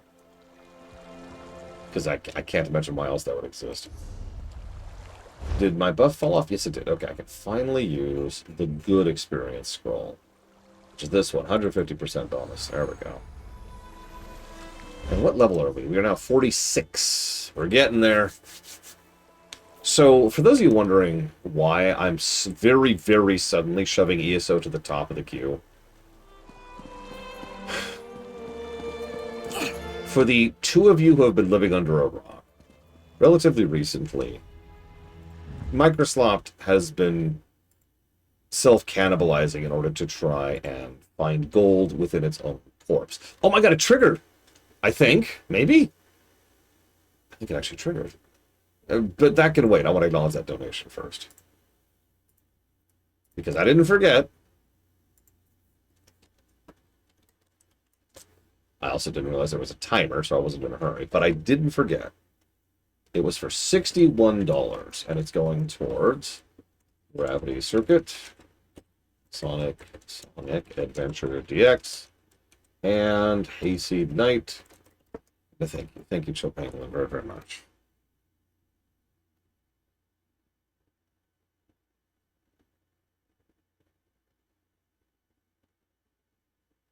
Always appreciate you. Thank you. Now go, be free. Let me finish talking about Microsoft really quick. Yes, Mr. Red. So, Microsoft, I've been following this whole thing for a couple of years at this point, and I've reported on all of this, so forgive me for trying to massively summarize an ongoing story that's literally been years in the making. Microsoft went really, really, really hard into AI.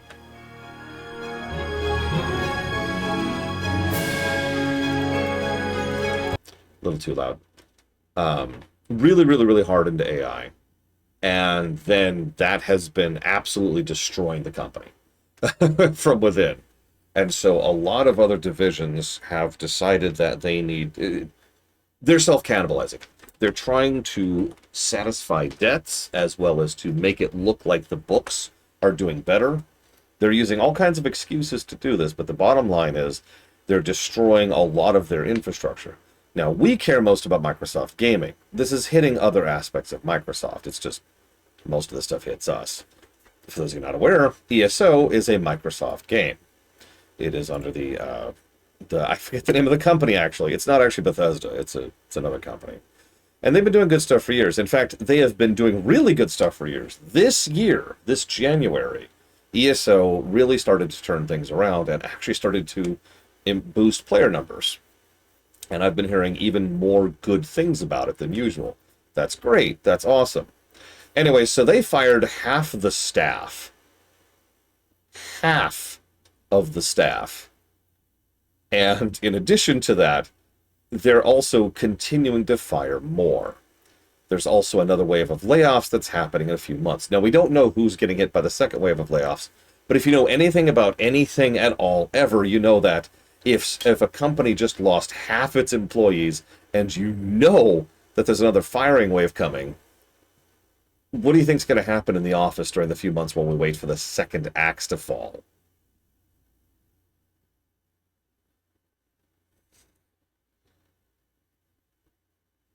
So, in the wake of this, there is a legitimate and real possibility that ESO is about to be a dead MMO.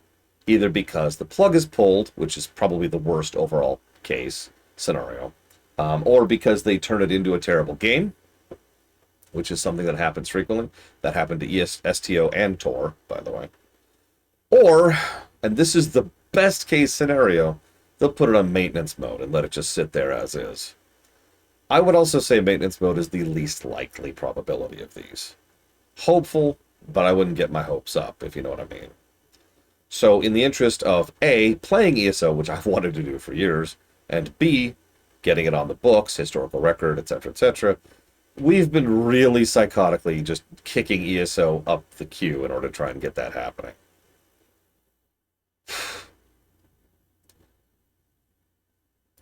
And yeah, exactly. Morale death, and lots of people are already leaving, in addition to everything else. And what's funny is the team behind ESO isn't even like the worst hit. The worst is id. I cannot believe what they did with id. I cannot believe what they did with id. Whatever excuse or justification is given, the fact that they just took a goddamn hatchet to id Software is ridiculous. I am, yes, Game Geek, I am going to start dumping Dealer's Choice on that. In fact, one of the reasons I have been asking people to help me with a scripting issue in a spreadsheet is because I want to combine, I have like 12 spreadsheets, which are my Dealer's Choice. I'd like to combine that into one spreadsheet. It's proving difficult. If anybody knows how to combine entries in a spreadsheet, that would be great. I don't mind the assist on that. Anyways.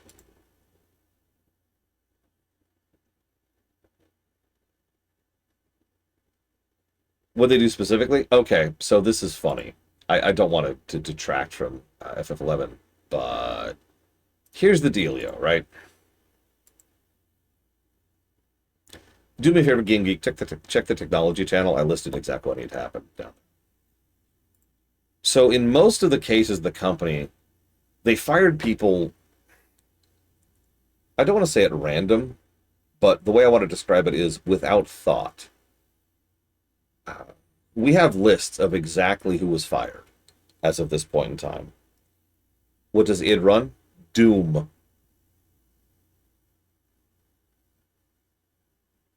By the way, Doom is doing pretty well right now. I know Dark Ages didn't make much of a splash, but the DLC to Dark Ages, which just came out, is apparently doing really well, and is, by all accounts, really worth playing. Go figure. Anyways, it's just one of the most pinnacle games in gaming history. Anyways, I can't even with all this. So, if you look at the pattern of who was fired, basically what happened is someone somewhere, might even be the horror herself, pulled up a list and was like, okay, here's all of the people who work at this company in order. And if you've ever looked at those kind of lists, they start with like senior developer, senior whatever, and then they go down into assistants, they go down to the more people in the trenches, and you get the idea, right? And they went down that list and fired anybody who wasn't in a union. More or less randomly. Now, this is normal. Microsoft has done this many times before. Whenever they do a culling pass like this is not the first time they've done so. There's no real design to who they fire. They quite literally just go down a list of personnel and say, you, be gone.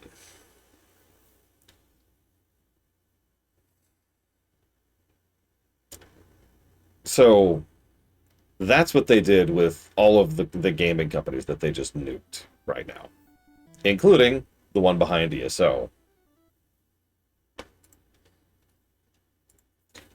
Thank you for the sub, Kennex Cow. Always appreciate it. I will put that towards ESO. The Jack block. Yeah, fired by quota. That's exactly it. And the 007 game. Here we go. So, funny story about the new Elder Scrolls game.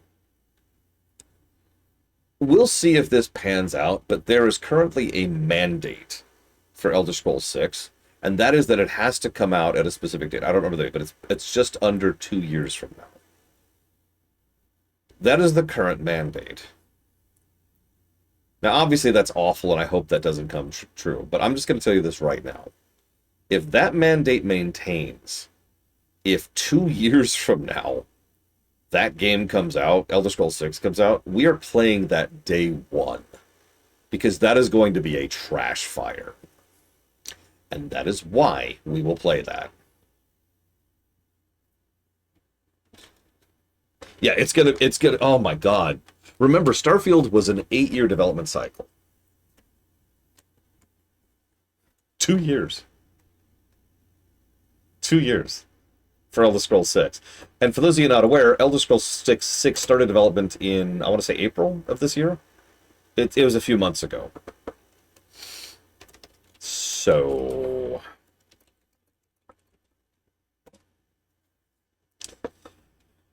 ESO, Guild Wars 2, and Evercold. Appreciate you, Giga. Thank you for being part of the show. Do I think devs will release a bare bones game with intention to fix it by modders? No. I think the devs will release a bare bones game because they have a deadline. I don't think the modding community is going to be part of it. In fact, to be quite honest with you, I would not be surprised if Elder Scrolls 6 doesn't launch with mod tools or mod support. If you remember, Skyrim didn't either. I also would not be surprised if they never release the mod tools for Elder Scrolls 6.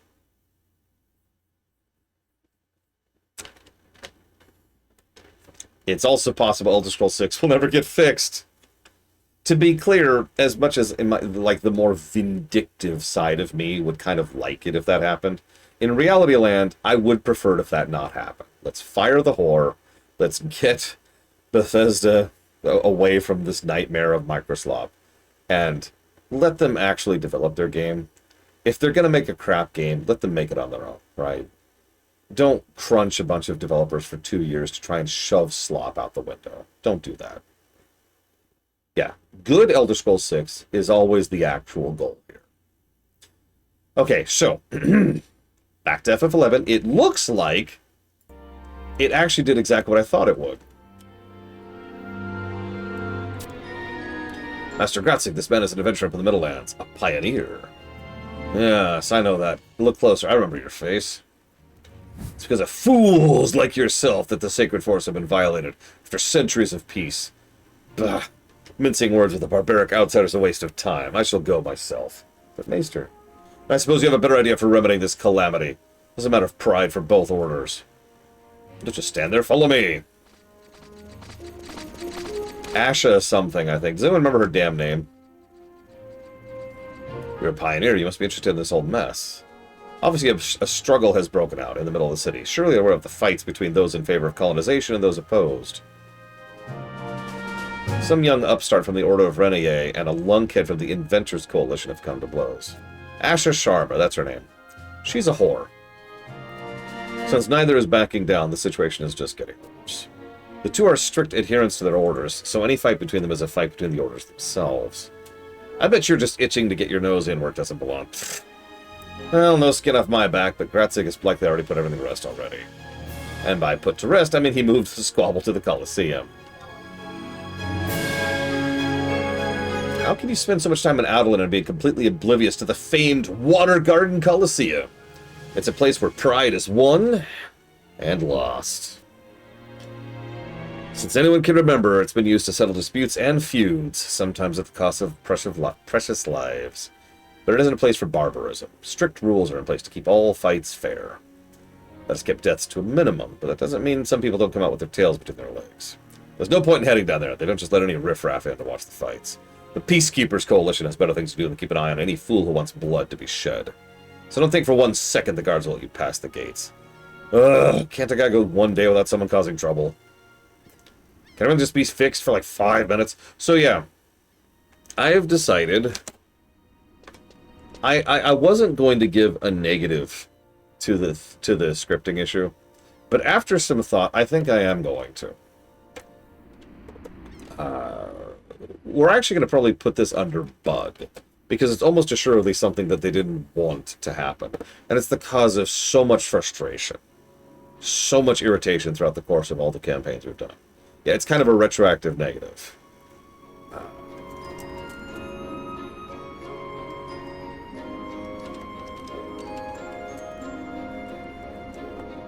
The fact that I can just immediately trigger it now is actually really nice. And I had no idea how much I appreciated that until it happened right in front of me. You might literally be correct, Blade Jamal.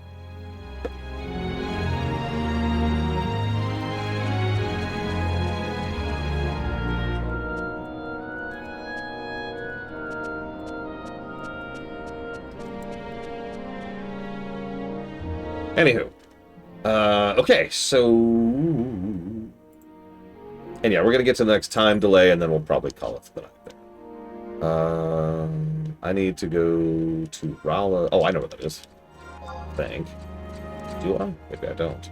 Maybe I know nothing. Oh, no! I always knew I knew nothing. It's behind me. It's behind me. Lore, you're dumb.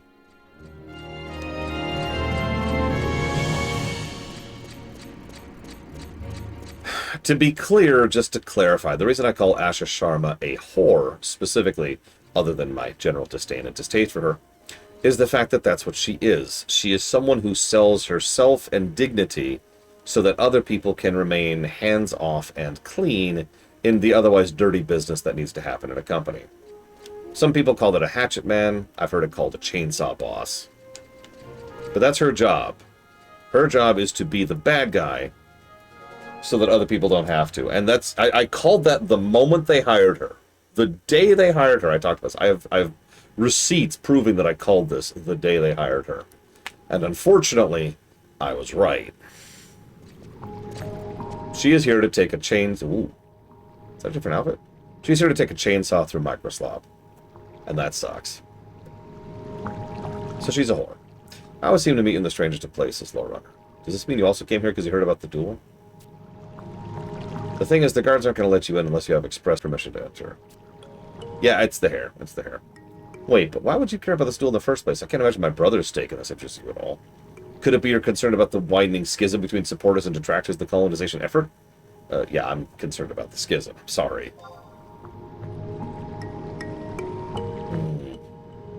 Thank you for caring so much about Adeline, even though it isn't your homeland. Why would I need to... Okay.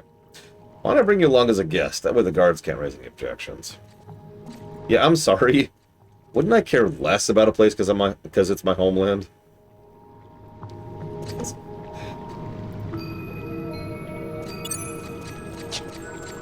I'm looking for Yega Dalashi.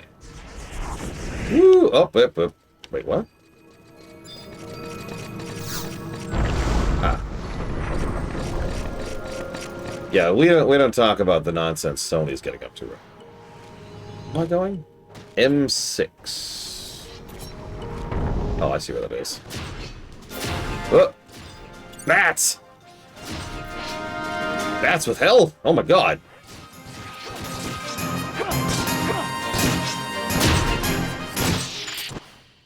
And yeah, just to be fundamentally clear, I'm not exactly pro-Sony in any of this nonsense either. You know, that's the problem. And I don't in any way mean this as a dismissive, Mr. Red. No, I saw, first of all. A chainsaw boss is not hired to fire a few people. So, usually when you bring in a chainsaw boss, there is one of three things you're trying to do. You're either trying to completely sabotage a particular company or project so you can shut it down. You're trying to sabotage a particular company or project so that you can then write it off as a tax write-off, you know, as an expense, a loss. Or you're trying to sabotage a company so that you can make it ready for being sold off, either wholesale or for parts, one of the two. You'll notice several gaming companies under Microsoft Gaming have already been sold.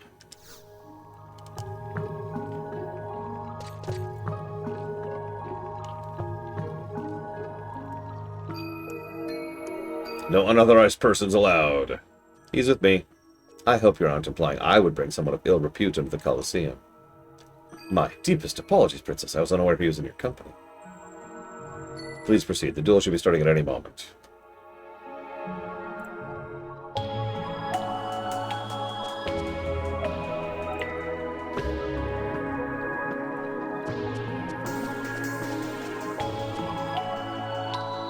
And yeah, please keep in mind, for as unprecedentedly horrific the current layoffs have been, please remember, there's another wave of layoffs coming in a couple of months. So, neither of you plan to back down, I presume? Why would I when this cretin's the one at fault? The only thing more ridiculous than that code of you call a fur is the way you twist facts regarding colonization movement. How dare you spit in the face of the Alliance's decision?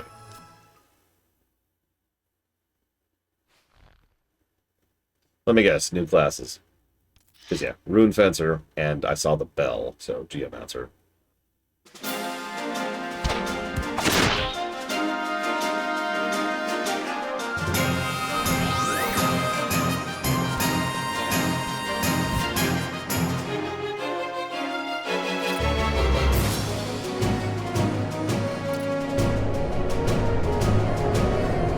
Try this on for size. Well, certainly this is a heated battle. God, the animations.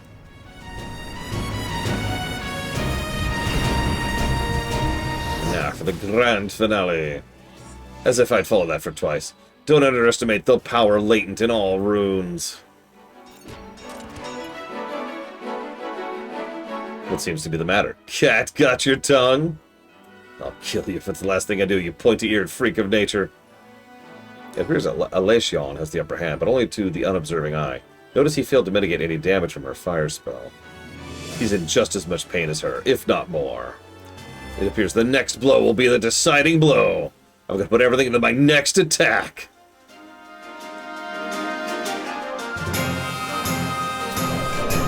My conviction shall never crumble. Taste the iron blade of justice, mongrel.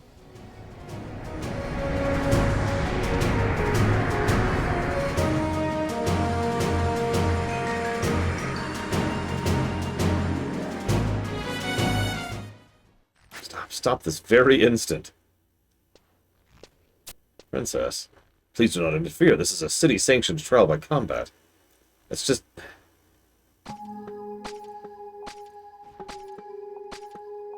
I'm afraid he's right, Arciella. They both swore to bear no grudge against each other. Everything's official. Why? It shouldn't have to come to this.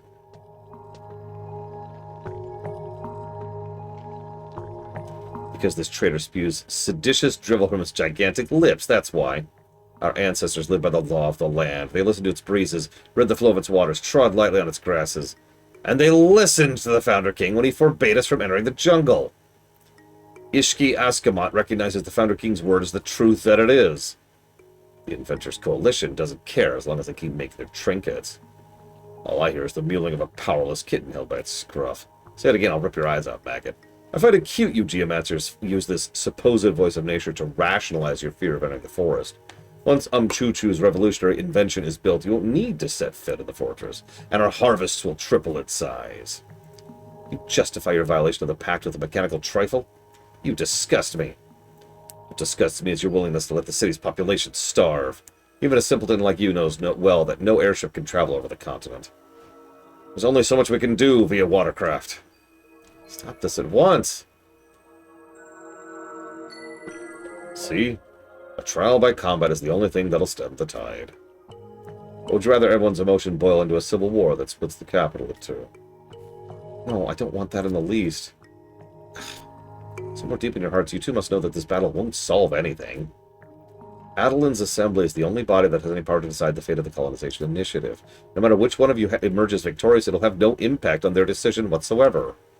I beg of you, stand down. Princess, all I wanted to do was protect the forest, and to honor the Founder King's last words.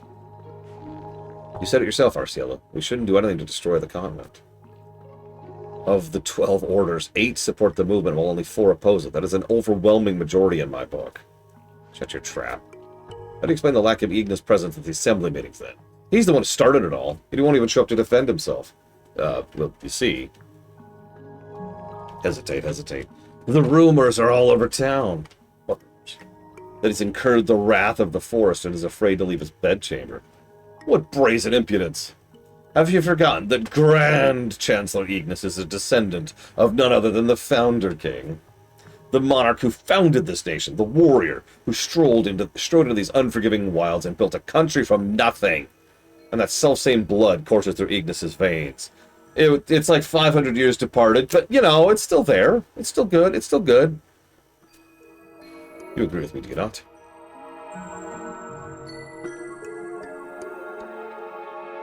Princess? At least promise us he'll appear at the next assembly. That seems like a reasonable request to me. I don't know. The colonization movement has drawn its final breath. The end is nigh. I knew the rumors were true. Stay your tongue. That is mere palaver, and you know it. I'll try my best to get him to attend. More importantly, you two shouldn't be fighting each other. You're both citizens of Adeline, for God's sake. So let's just forgive and forget.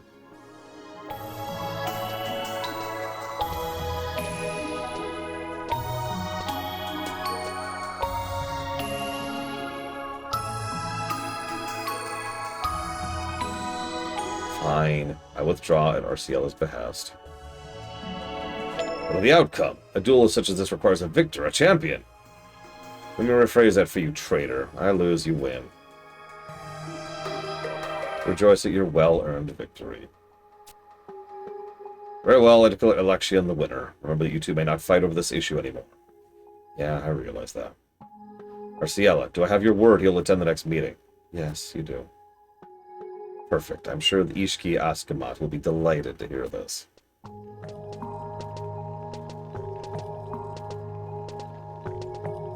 Alright, fight's over. Everyone out.